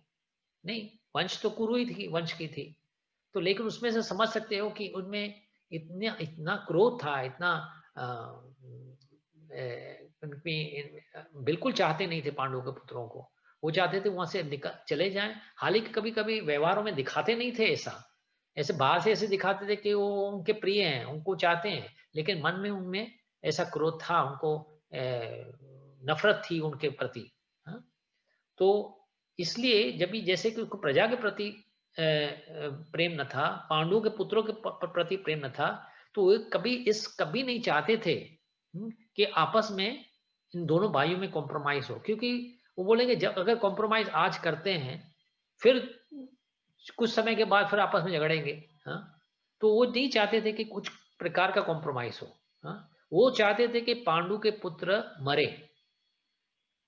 हाँ, एंड या तो फिर ऐसा हो जैसे कि वो धर्म क्षेत्र है, जैसे कुरुक्षेत्र एक धर्म क्षेत्र है, तो उस क्षेत्र के प्रभाव से वो अपना हक छोड़ देवे, अपना हक ही नहीं मांगे। कभी कभी ऐसा होता है ना, कभी आप ऐसे ऐसे स्थानों में होते हो, जैसे मंदिर के स्थान में होते हो या कोई साधु संत के संगत में होते हो, तो ऐसे बुरे बुरे जो ख्याल वैसे हमें बाहर दुनिया में आते हैं, वो ख्याल आने बंद हो जाते हैं। हाँ, मंदिर के अंदर बोले नहीं छोड़ो भी, भगवान है, ठीक है, जो होगा भगवान चाहेगा वो हो जाएगा। और अगर उनको लेना ही है तो लेने दो, भगवान मुझे और फिर दे देगा। तो वो चाहते थे कि या तो पांडु पुत्र मर जाएं, कि वो धाम का जो असर है, जो प्रभाव है उनके ऊपर पड़े, और वो उस अपना हक मांगना छोड़ दे। हाँ, ताकि फिर इस प्रकार से खून खराबा भी नहीं होगा। हाँ, ऐसे नहीं बोलते हैं कि मेरे बच्चे हक मांगना छोड़ दें। नहीं, पांडु के पुत्र हक मांगना छोड़ दें। तो फिर उसकी, यानी वो इसलिए सवाल कर रहे हैं, ये संजय बोल तो सही, ये कुरुक्षेत्र में जब भी गए, ऐसे तो नहीं वो कुरुक्षेत्र में उनका प्रभाव पड़ा और वो अपना हक मांगना छोड़ रहे हैं? या ऐसा नहीं कि मेरे बच्चों के ऊपर प्रभाव पड़ा और वो झगड़ना नहीं करना चाहते हैं? नहीं नहीं, वो मन में चाहते थे कि झगड़ा हो, और झगड़ा ऐसे हो कि पांडु के पुत्र उसमें हराए जाए और उसमें मर जाए। हाँ, क्योंकि उनकी सेना बड़ी थी, उनके पास 11 औक्षणी थी। औक्षणी यानी बड़े एक सेना का ग्रुप है, यानी इसमें लाखों करोड़ ऐसे हाथी घोड़े वगैरह पैदल करने वाले जो सैनिक होते हैं, बहुत होते हैं, संख्या बड़ी हो जाती है। और जो पांडवों के पास थी सिर्फ 7 औक्षणी थी, एक के पास 7, एक के पास 11। हाँ, तो लेकिन उसके पास, दुर्योधन के पास और एक चीज थी जो उनके पास, वो थी नारायणी सेवा। जब ये दोनों गए थे ना कृष्ण के पास, तो मांग की गई थी, भाई आपको क्या चाहिए? कृष्ण ने बोला देख मेरे पास सिर्फ 2 चीजें हैं, या मैं हूं या मेरी नारायणी सेना है, आपको क्या चाहिए? तो इस प्रकार से हालांकि ये भी कथा है, अच्छी कथा है, जहाँ पे दोनों पहुंच जाते हैं और कृष्ण विश्राम कर रहे थे, तो दुर्योधन पहले पहुंचे थे हिसाब से। तो वो पहले पूछे, लेकिन वो बोले मैं इनके पैरों के तले क्यों बैठूं? मैं राजा हूँ, प्रभावी मैं होने वाला राजा हूँ, तो मैं आके उसके सर के सामने बैठ गए, जब जागेंगे तो मैं उससे बात कर लूंगा। जब अर्जुन बाद में आते हैं तो जगह ही एक ही बची थी, वो थी उसके चरणों पे, तो चरणों में आके वास कर लेते हैं। तो जब भगवान कृष्ण अपनी नेत्र खोलते हैं, निद्रासीन होते हैं, जागते हैं, तो पहले पहले तो उसकी नजर तो नीचे ही पड़ेगी ना, जहाँ पे अर्जुन बैठे हुए थे। तो पहले अर्जुन, अरे अर्जुन तुम आ गए, क्या चाहते हो, मैं क्या सेवा कर सकता हूँ? तो फिर दुर्योधन बोलते नहीं नहीं, मैं पहले आया था, मुझे पहली मांग करनी चाहिए। तो ऐसा आपस में तो कृष्ण बोलते नहीं, देखो मेरी पहली पहली तो नजर इनके ऊपर पड़ी, मैं तो इसी से पूछूंगा, जो उनको चाहिए मैं उनको वो दूंगा। तो दुर्योधन बहुत भयभीत हो जाते हैं, बोले वो तो आए थे कुछ ऐसे लालच करके आए थे कि, तो जैसे अ, अर्जुन तो अच्छे इंसान थे, धार्मिक थे, तो उन्होंने बोला देखो मुझे और कुछ नहीं चाहिए, मुझे बस आपका ही साथ चाहिए। बोले लेकिन मैं साथ दूंगा तो, लेकिन मैं झगड़ूंगा, मैं झगड़ने वाला नहीं हूँ, मैं लड़ूंगा नहीं आपके जंग में, ये जंग तुम्हारी है। तो उसने बोला हाँ मुझे क्या जरूरत है, मैं अपने बल पे लड़ूंगा, मैं सामर्थ्य पे लड़ूंगा, तुम मेरे साथ ही दो। तो उसमें दुर्योधन बहुत खुश हो जाते हैं, बोले अरे ये तो पागल इंसान है, जो मैं चाहता था वही मुझे मिला, नारायणी सेना तो मुझे मिल गई। तो उन्होंने नारायणी सेना प्राप्त कर ली इस तरह से। हाँ, तो ये तो सब प्लानिंग है कृष्णा की पूरी। हाँ, ऐसा ही होना था तो ऐसा ही हुआ, तो उसको नारायणी सेना मिली, तो वो पूरे विश्वास में थे कि मैं ही जीत, मेरी जीत होगी, नारायणी सेना मेरे पास है और 11 अक्षोणी मेरे पास है, तो इसके पास तो क्या है, सिर्फ एक कृष्णा है और बाकी तो 5 पांडव हैं, ऊपर से 7 अक्षोणी है, तो इनका तो हार होना ही है। तो ये चाहते ही ये थे कि उसकी हार हो और उसमें मारे जाए। ठीक है, तो ये इसलिए उसने सवाल, इसका सवाल इसलिए जागृत हुआ था कि ये आपस में कुछ ऐसा सुलह तो नहीं कर देते हैं, आपस में कॉम्प्रोमाइज तो नहीं कर रहे हैं, तो जैसे जैसे झगड़ना बंद हो जाए। वो चाहते थे कि वंस एंड फॉर ऑल, एक एक समय पे सब पांडव अभी मर ही जाए तो अच्छा ही है, क्योंकि बार बार का छोटा छोटा झगड़ा बीच बीच में होते रहता है, होता रहता था आपस में भाइयों में, और फिर कोई राज्य आगे ही नहीं बढ़ रहा था, क्योंकि वो चाहते थे कि जैसे दुर्योधन है वो राजा बन जाए ना, तो इस बाधाओं की वजह से वो राजा नहीं बन पा रहा था। तो ऊपर से क्या है,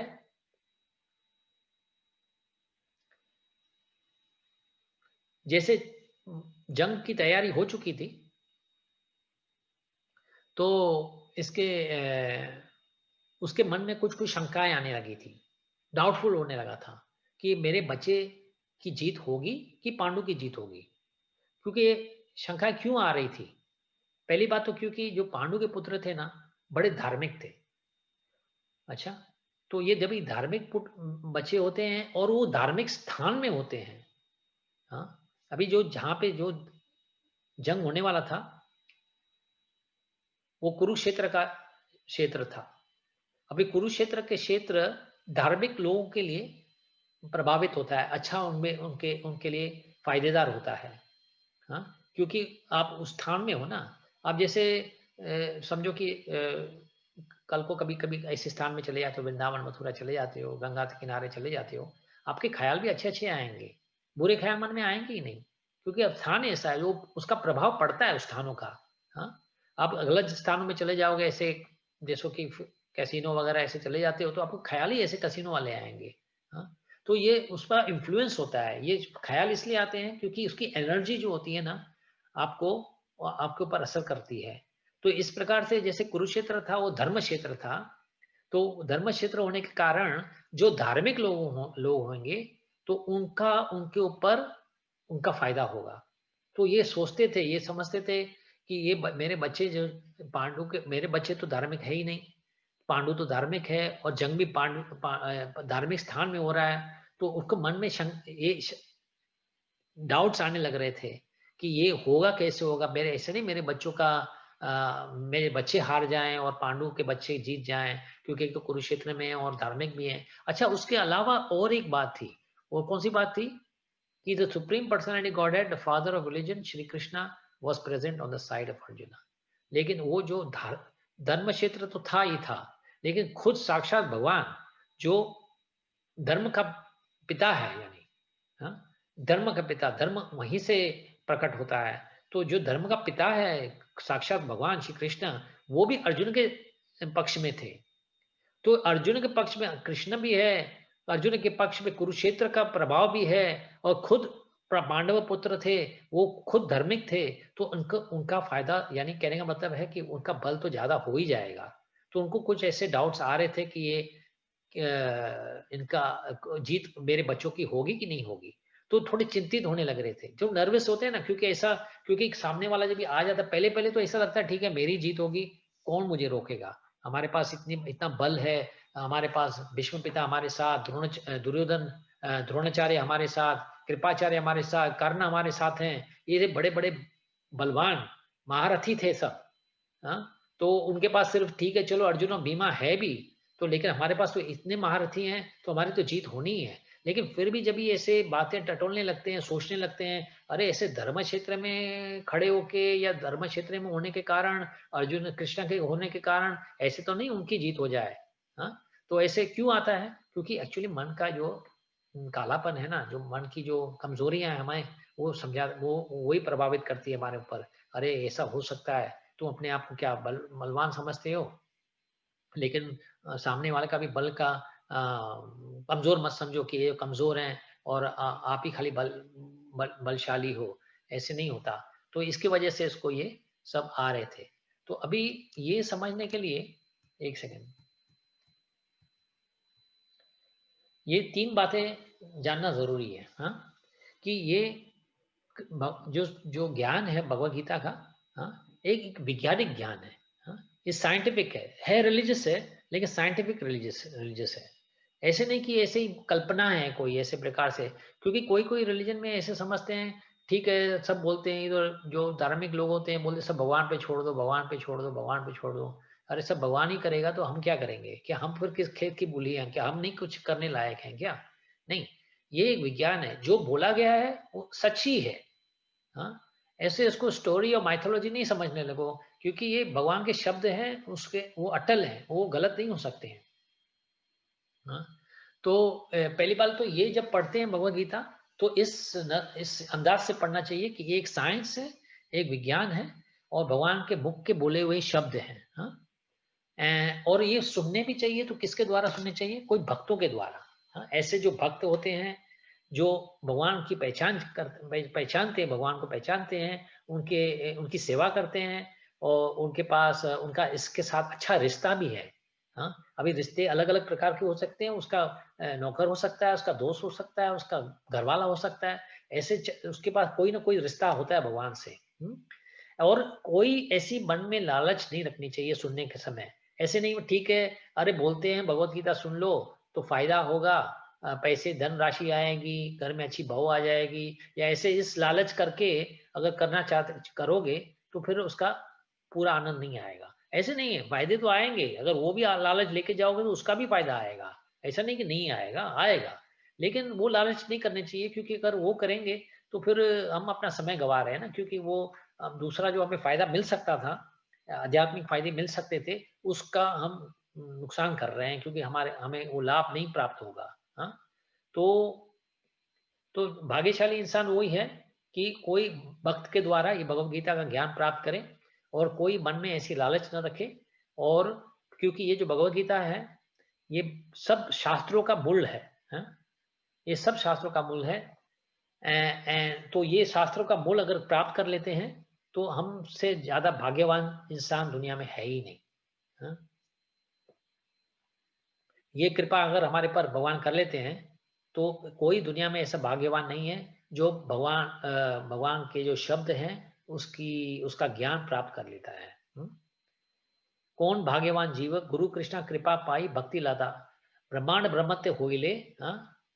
बोलता है एक श्लोक में, ब्रह्मांड ब्रह्मत्य होइले, ब्रह्मांड में कोई ऐसा है नहीं भाग्यवान जो जिसको भगवान की कृपा मिल चुकी है और उसका ज्ञान उसको प्राप्त हो रहा है। जो भगवान की कृपा मिल जाए उसको अपने गुरु के द्वारा और शास्त्रों के द्वारा, उसको भगवान को और जो भक्तों के द्वारा उसको ये ज्ञान मिल जाए, तो इससे बढ़कर कोई भाग्यवान जीव है ही नहीं। हाँ, ब्रह्मांड ब्रह्मत्य होइले, कौन भाग्यशाली है। हाँ, गुरु कृष्णा कृपा पाई भक्ति लता बेज, तो उससे भक्ति मिल जाती है। तो जब भक्ति प्राप्त करते हैं उससे ज्यादा बड़ा धन कोई होता नहीं है। तो ये सब बातें थोड़ा ध्यान करना चाहिए हमें ये पढ़ने से पहले कि इसका किस भावना से हमें ये पढ़ने चाहिए। कि जैसे भगवत गीता है, जैसे जो इसमें ऐसे ऐसे ज्ञान है ना, तो आपको दूसरे कोई पुस्तकों में या दूसरे कोई शास्त्रों में नहीं मिलेगा। हाँ, ऐसे बिल्कुल ऐसे जैसे आत्मा का ज्ञान है, आप कोई भी शास्त्र ले लो, आत्मज्ञान कहीं पे नहीं बताया गया है कि आत्मा क्या होता है, शरीर क्या होता है, शरीर अलग होता है, आत्मा अलग होती है, आपको कहीं नहीं ये मिलेगा। सिर्फ भगवत गीता में, क्योंकि भगवान खुद क्रिएटर है जो, हाँ, तो खुद साक्षात खुद भगवान है, तो वो तो पूरी जानकारी उनकी होगी ना। जैसे कोई फैक्ट्री होती है, समझो टेलीफोन्स की या टेलीविजन की फैक्ट्री होती है, तो उनकी जो टेलीविजन कैसे चलती है और कैसे उसको चलाया जाना चाहिए वो फैक्ट्री वाला ही जानेगा ना। दूसरा इंसान तो जान नहीं पाए, टेक्नीशियन भले टेक्नीशियन ही हो, लेकिन उसकी जो कोई जो इंटीरियर बातें होती हैं, कुछ उस टीवी की या जो भी है, वो तो सिर्फ मैन्युफैक्चरर अपने मैनुअल में बना के आपको इंस्ट्रक्शन मैनुअल देगा, उसमें समझा सकता है ना। तो ये क्रिएशन में भगवान की है, तो उन्होंने ये भगवत गीता जो एक मैनुअल समझ लो, एक हमारे मैनुअल है, हमारा एक इंस्ट्रक्शन बुक है, जहाँ पे भगवान समझाते हैं कि मेरी सृष्टि जो मेरी रची हुई है उस सृष्टि में कैसे आपको रहना चाहिए, वो भगवत गीता के द्वारा हमें भगवान समझाते हैं। तो अभी ये हमने आज ये वर्ड्स पढ़ लिया, तो उसमें आपने देखा कि कैसे धृतराष्ट्र ये सवाल करते हैं। फिर इसके बाद फिर हम दूसरा अगली बार दूसरी वर्ड्स ले लेंगे, इसी चैप्टर का फर्स्ट चैप्टर का वर्ड्स ले लेंगे। हाँ, वो आपको बताएंगे बाद में कैसा कौन सा वर्ड्स होगा। तो लेकिन आप उस बीच में दूसरे वर्ड्स पढ़ना चाहते हो पढ़ सकते हो, और कोई शंकाएं हो तो पूछ सकते हो। हाँ, लेकिन इसका जो मेन जो मूल्य यानी इस श्लोक का था कि धृतराष्ट्र का जो भय था वो क्यों था, इस भय इसका भय क्यों हुआ था इस जंग में, जंग के शुरुआत होने से पहले इसका भय इसलिए हुआ था, ये खाली ध्यान दीजिए कि क्योंकि वो तीनों धार्मिक बातें मिल रही थी, धार्मिक पांडु पुत्र, धार्मिक स्थान और धार्मिक साथी। हाँ, जो साथी था वो कृष्ण भगवान जो धर्म के पिता हैं, धर्माप्तु साक्षात भगवान प्रणीतम, कि भगवान बोलते हैं, वो बोलते हैं, शास्त्र में बताया कि साक्षात भगवान प्रणीतम, जो धर्म है वो भगवान से ही उत्पन्न होता है, कृष्ण से उत्पन्न हुआ है, तो ये धर्म के पिता हैं। तो साक्षात भगवान थे, कुरुक्षेत्र थे और पांडुपुत्र थे, तो इसलिए उसको थोड़ा भय होने लगा था। ऐसे तो नहीं कि जंग या तो रुक जाए क्योंकि उसका प्रभाव उसके ऊपर पड़ रहा है, इन पांडवों के ऊपर या हमारे बच्चों के ऊपर प्रभाव पड़ रहा है तो जंग रुक जाए, तो जंग रुक जाएगा तो पांडवों की मौत होगी नहीं। तो एक तो ये भय था, और दूसरा भय था कि ऐसे नहीं वो बलशाली हो गए हैं क्योंकि धर्म का उनके ऊपर प्रभाव है, तो ऐसे मेरे बच्चों की मौत हो जाए, तो इसलिए वो भयभीत होने लगा था। इसलिए वो सवाल पूछ रहा है, अरे संजय बता तो सही, हो क्या रहा है, शुरू हो गया जंग और ऐसा ये प्रभाव तो नहीं हुआ इनके ऊपर। तो ये आगे चल के फिर देखेंगे अगले श्लोकों में क्या बताते हैं। हाँ, तो ठीक है, तो ये आज के लिए यहीं पे रोकते हैं। तो आपको कोई ऐसा सवाल हो या डाउट हो इस श्लोक के बारे में तो बोलिए। तो या आप क्या समझे उसमें से वो भी बोल सकते हो, आपने क्या समझा उस श्लोक में से, या आप कुछ कमेंट करना चाहते हो। आपकी बहन प्रेमा मंजारी वो वृंदावन से ज्वाइन कर लिया है उसने। हाँ Prema Manjari ji, oh welcome, thank you for joining, wonderful, we are blessed. हमको भी अभी आप वृंदावन में बैठे हो तो हमको भी प्रभाव पड़ जाएगा, उनका फायदा हमें भी आ जाएगा। अरे मैं तो वृंदावन में आके सब भूल ही गई। हेमा गोरे ने बोला प्लीज ज्वाइन, तो मैं आ गई। मैं तो ऐसे ही पता नहीं क्या क्या ख्यालों में चल रहा है। इधर इधर भी इतना आसान नहीं है मंदिर जाना, बहुत सोच सोच के जाना पड़ रहा है। अच्छा, नहीं फिर भी लेकिन वृंदावन में तो ना भूमि तो है ना वृंदावन की। हाँ भाई, बहुत बहुत अच्छा लग रहा है।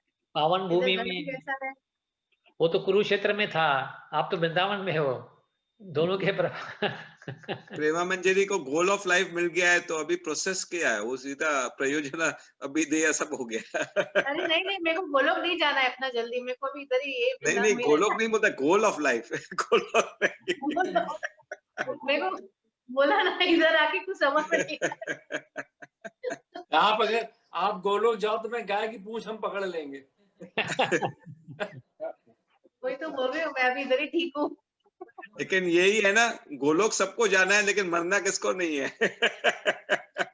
15 मिनट बाद तो गोलोक को इधर ले आओ, गोलोक को इधर ले तो आओ। वृंदावन में है ना गोलोक, ये भूमि वृंदावन है ना, है इधर ही। हाँ तो बैठी है। हाँ, तो वही बोलता हूँ ना, तो ठीक है, गोलोक मरना नहीं चाहते हो तो इधर ही जी लो, गोलोक के जैसे दो तरह से जी सकते हैं, या तो गोलोक में जाके जी लो गोलोक की जिंदगी, या इधर लेके आओ गोलोक को, गोलोक की जिंदगी बस इधर ही गोलोक अच्छा है अभी के लिए।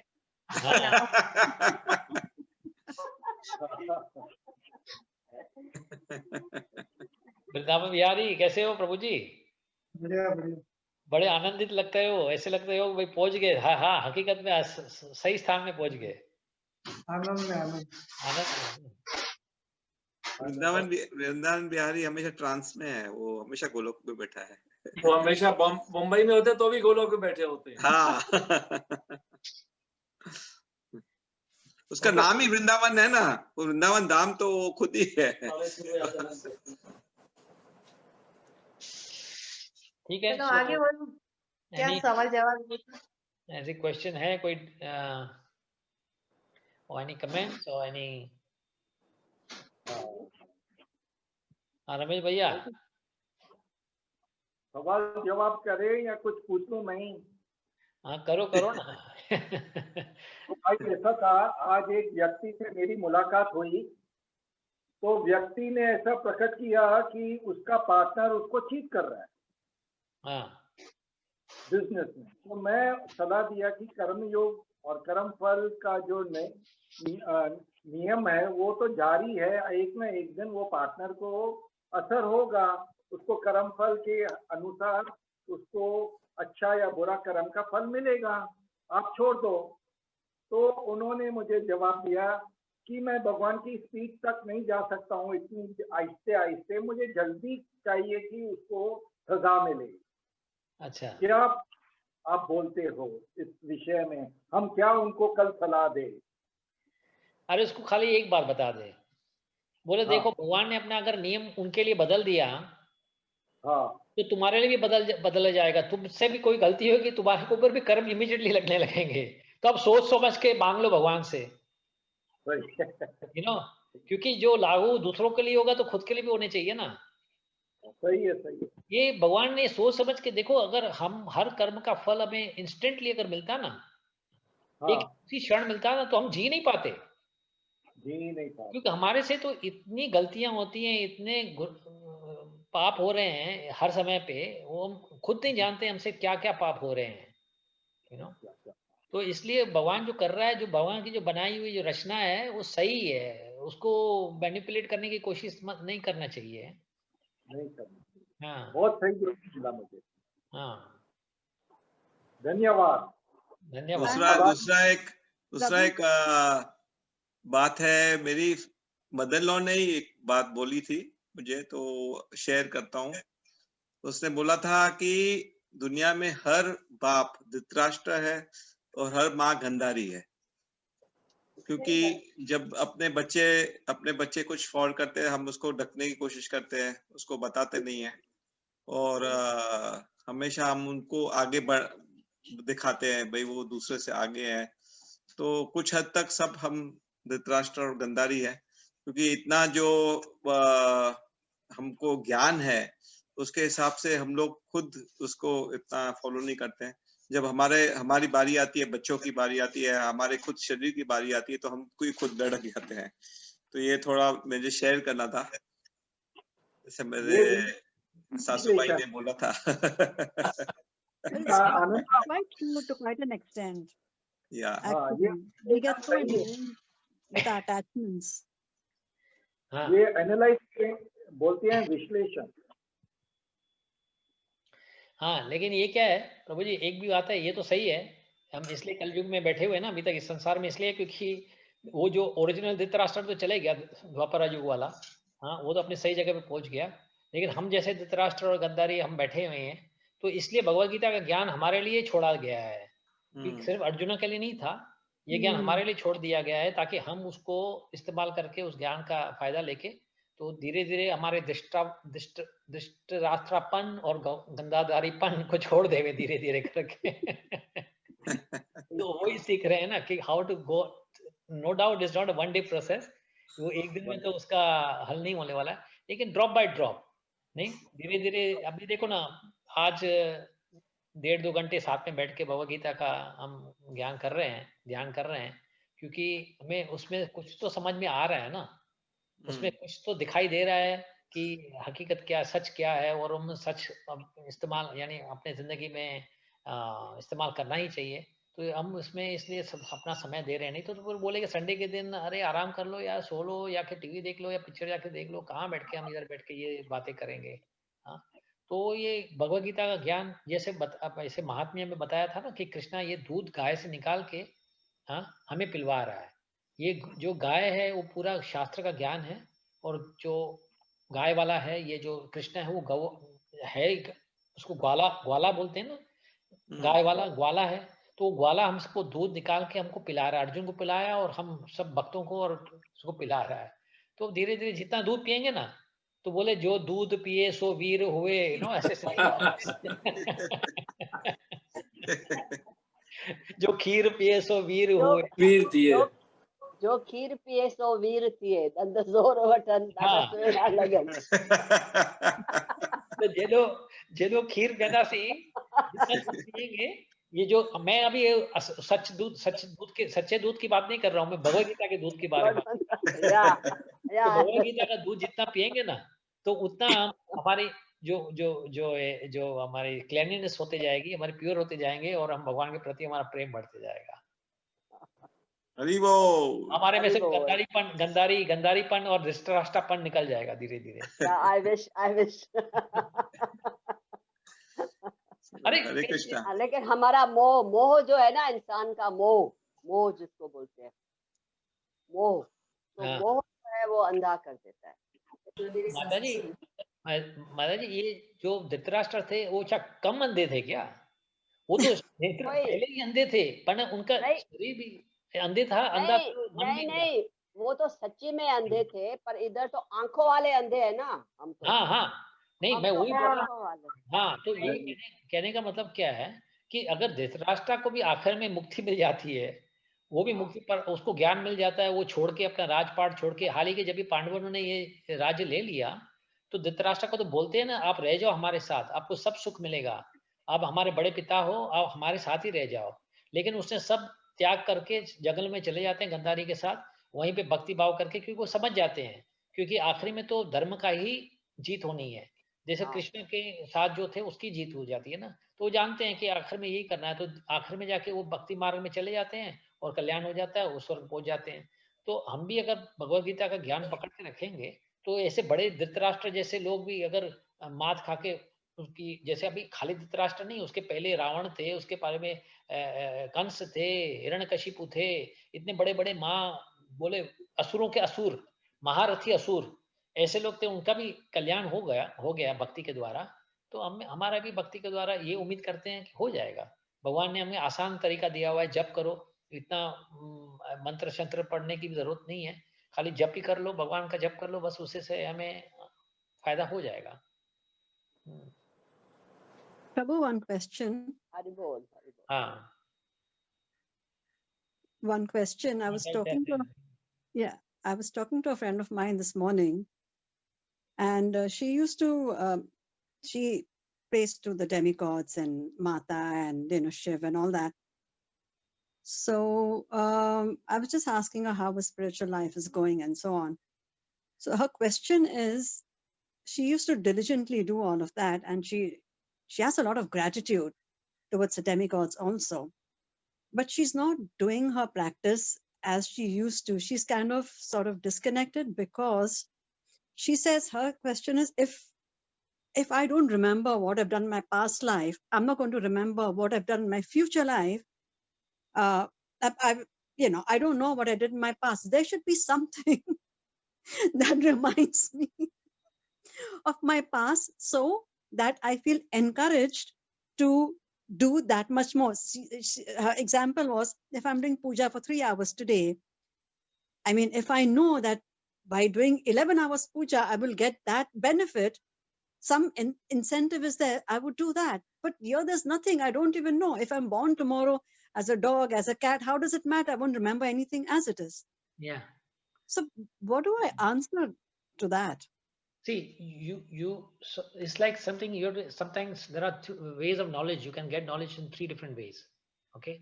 Shastras are explaining that you can get knowledge either through deduction, or it's like a conclusion. Let's just say, like, for example, if you want to know, you don't know who's your father, for example. So you can see millions of people, and a person who's most similar to you, you say, he can be my father, right? They say, otherwise how will you know your father? They say, I'll tell in Hindi because others cannot understand. Suppose किसके जो 3 प्रकार के ऐसे ज्ञान प्राप्त किया जाता है, 3 रास्ते होते हैं। हाँ, एक तो रास्ता होता है अनुमान करके। हाँ, अनुमान करना है कि ये हो सकता है या ना हो सकता है। जैसे कि समझो किससे बोला जाए कि आपको पता है आपका पिता कौन है, बोला मुझे तो बताया नहीं गया मेरे पिता तो कौन है। बोले ठीक है, आपके सामने अगर 1000 लोग खड़े कर देते हैं, तो वो 1000 आदमियों से देखेगा, जो इसके करीब करीब इसकी शक्ल से लगेगा, बोले यही मेरे पिता हो सकते हैं। ये तो अनुमान हो गया ना, सच हुआ नहीं हुआ पता नहीं।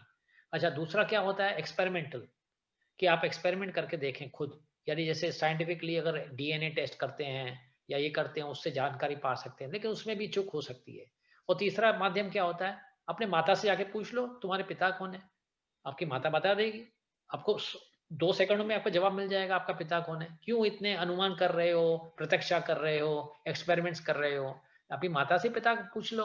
तो इसी प्रकार से जो शास्त्र है ना, वो हमारी माता है, तो वो हमें पूरा ज्ञान दे रही है। हाँ, अभी माता की बात अगर हम नहीं सुनना चाहते हैं, अपने मन की हट करके बैठे हैं कि नहीं नहीं मैं क्यों सुनूं कि माता क्या बोल रही है, तो फिर हमारे नुकसान होगा। कि फिर तो हम लाखों करोड़ जिंदगी निकाल देंगे, ऐसे अनुमान करते करते, प्रतीक्षा करते करते हम जिंदगियां निकालते जाएंगे, लेकिन हमें उसका हल नहीं आने वाला है। अच्छा, दूसरी बात क्या होती है, जैसे हम थोड़ी एक्सपीरियंस कर सकते हैं कि आप अग्नि के सामने खड़े रहोगे तो आपको उसका ताप तो आएगा ही। हाँ, अगर अग्नि के सामने आप जिंदगी में खड़े नहीं हो कभी, तो आपको पता कैसे चलेगा उसमें से ताप आएगा कि नहीं आएगा? या तो दूसरों से सुन लो, या तो खुद अग्नि के सामने करीब चले जाओ। हाँ, तो इसी प्रकार जो हमारी जिंदगी है ना, तो आज जो हम अनुभव कर रहे हैं ना आज, वो क्योंकि पिछले कर्मों का कोई फल है। तो उसको बोलो जो आज तुम सब सुख देख रहे हो, तुमने अच्छे काम किए हैं तो आज सुख देख रहे हो, अगर बुरे काम किए हैं आप दुख देख रहे हो। अगर आपको आगे चल के अपनी जिंदगी सुधारनी है या गंवानी है, वो आपके बल पे, आपके ऊपर मदारत करता है, आप क्या करना चाहते हो अपनी जिंदगी से। तो दिस इज कंक्लूसिव कि आपने अच्छा काम किया है इसलिए आपको फल मिल रहा है, आपने बुरा काम किया आज इसके लिए आपको थोड़ा तकलीफ आ रही है जिंदगी में। तो यही अगर कंटिन्यू करना है तो आप कंटिन्यू करो, अच्छे काम करो तो अच्छे ही फल मिलेंगे, भगवान के प्रति प्रेम करो तो भगवान मिलेगा। तो यही कंक्लूजन हो सकती है। बाकी एक्सपेरिमेंटली तो ऐसा है, बाकी जो शास्त्रों में भी समझाया गया है एक्सपेरिमेंटली भी देख सकते हो। बाकी अनुमान करना है वो तो इज अ रॉन्ग प्रोसेस, कि नहीं हो सकता है, भगवान ही नहीं हो सकता है, शास्त्र गलत होते हैं, वो तो सब अनुमान हो जाते हैं हमारे। मगर एक्सपेरिमेंट कर सकते हो थोड़ा बहुत। आज कोई कोई अच्छा काम कर लेते हैं, समझो कोई गरीब को आपने दो रुपए की एक रोटी नहीं खिला दी, आपके पता नहीं कैसे मन में थोड़ा एक एक पीसफुल हो जाता है थोड़ा, ऐसा मैंने अच्छा काम किया हुआ है। अच्छा वही आप गलत काम किसी के प्रति कर लो तो मन में खाने आता है कि मैंने क्यों किया, नहीं करने चाहिए था, ये थोड़ा चीटिंग हो गई मेरे से, नहीं करने। हालांकि बाद में मन मनवा देता है, नहीं नहीं ठीक है ना, तुम्हारा लाभ तो हुआ ना, फायदा तो हुआ, छोड़ दो यार, इतना मत सोचा करो। नहीं, वो मन करवा लेता है, लेकिन इंस्टेंटली तो हमें एक इंडिकेशन मिल जाता है। और अच्छे काम करते हैं तो इंस्टेंटली हमें कुछ ऐसा मैसेज आ जाता है कि इन्होंने अच्छा काम किया हुआ है। तो एक्सपेरिमेंटली भी जान सकते हो और वेदों के द्वारा भी जान सकते हो, ये आपको ज्ञान मिल सकता है कि अच्छे काम का जो फल होता है आएगा, समय के बाद आएगा। क्योंकि देखो ये क्या होता है, एक रिएक्शन से एक ना एक्यूमुलेटिव इफेक्ट है। जैसे रमेश भैया ने भी सवाल किया कि इंस्टेंटली क्यों नहीं आ रहे हैं, अगर मैंने आज किया तो मुझे आज ही फायदा आएगा, क्यों नहीं आ रहा है। अगर आज तुमको फायदा भी चाहिए तो गलत काम करोगे तो आज उसका भी कर्म आज ही आ जाएगा फिर। लेकिन जो पिछले जो इतने जमा हुए कर्म हैं तुम्हारे, तो वो कब लगेंगे तुम्हारे ऊपर।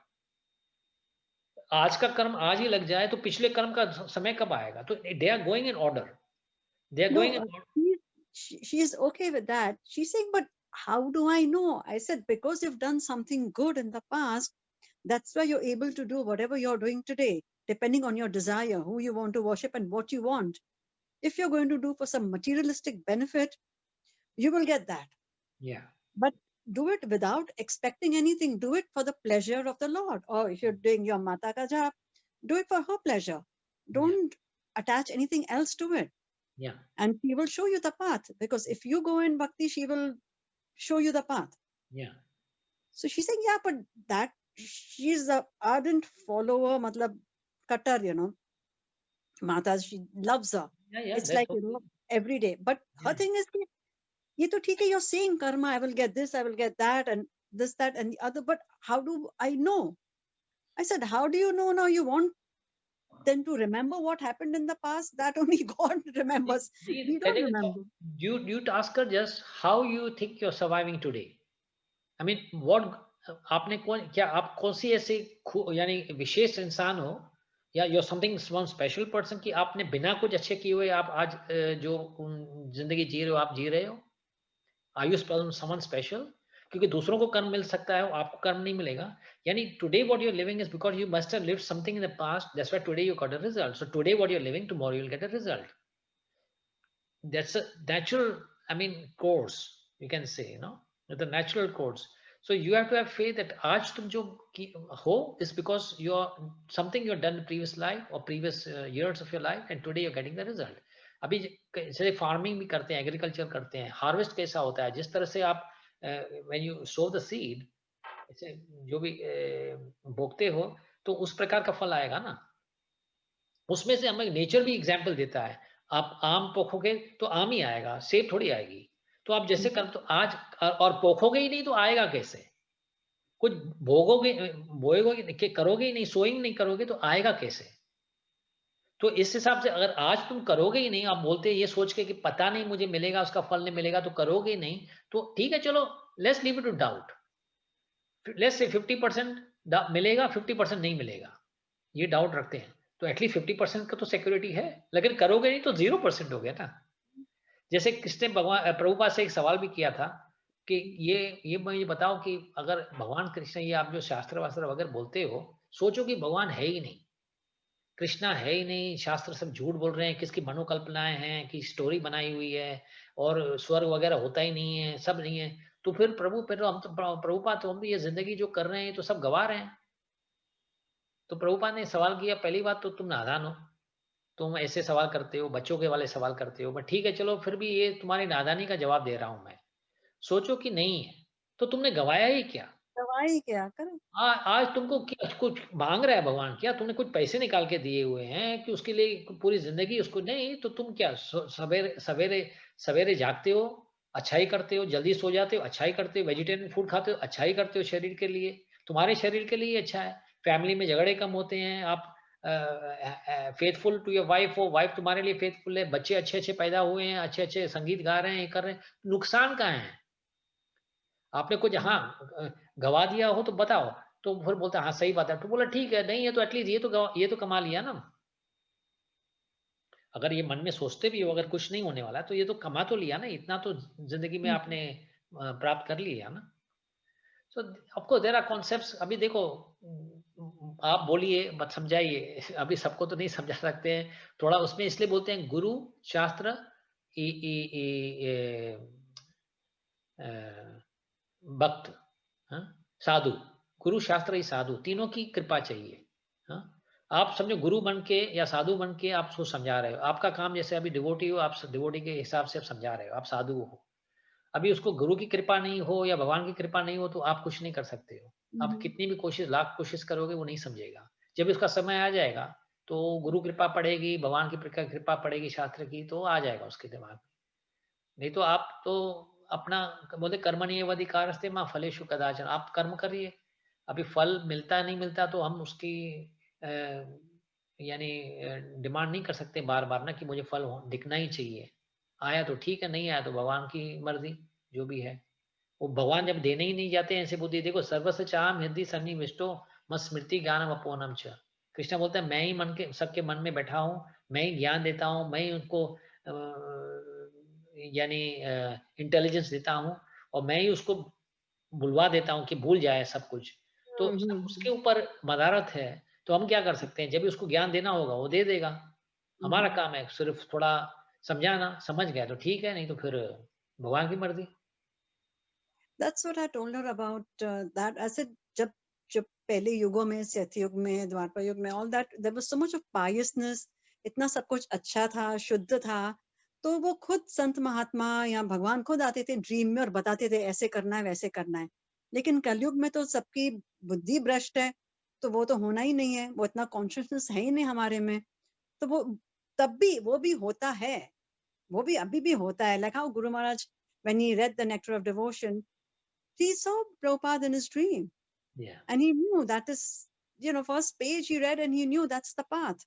Yeah. तो वो डिजायर भी तो चाहिए अंदर से इतना। चाहिए ना।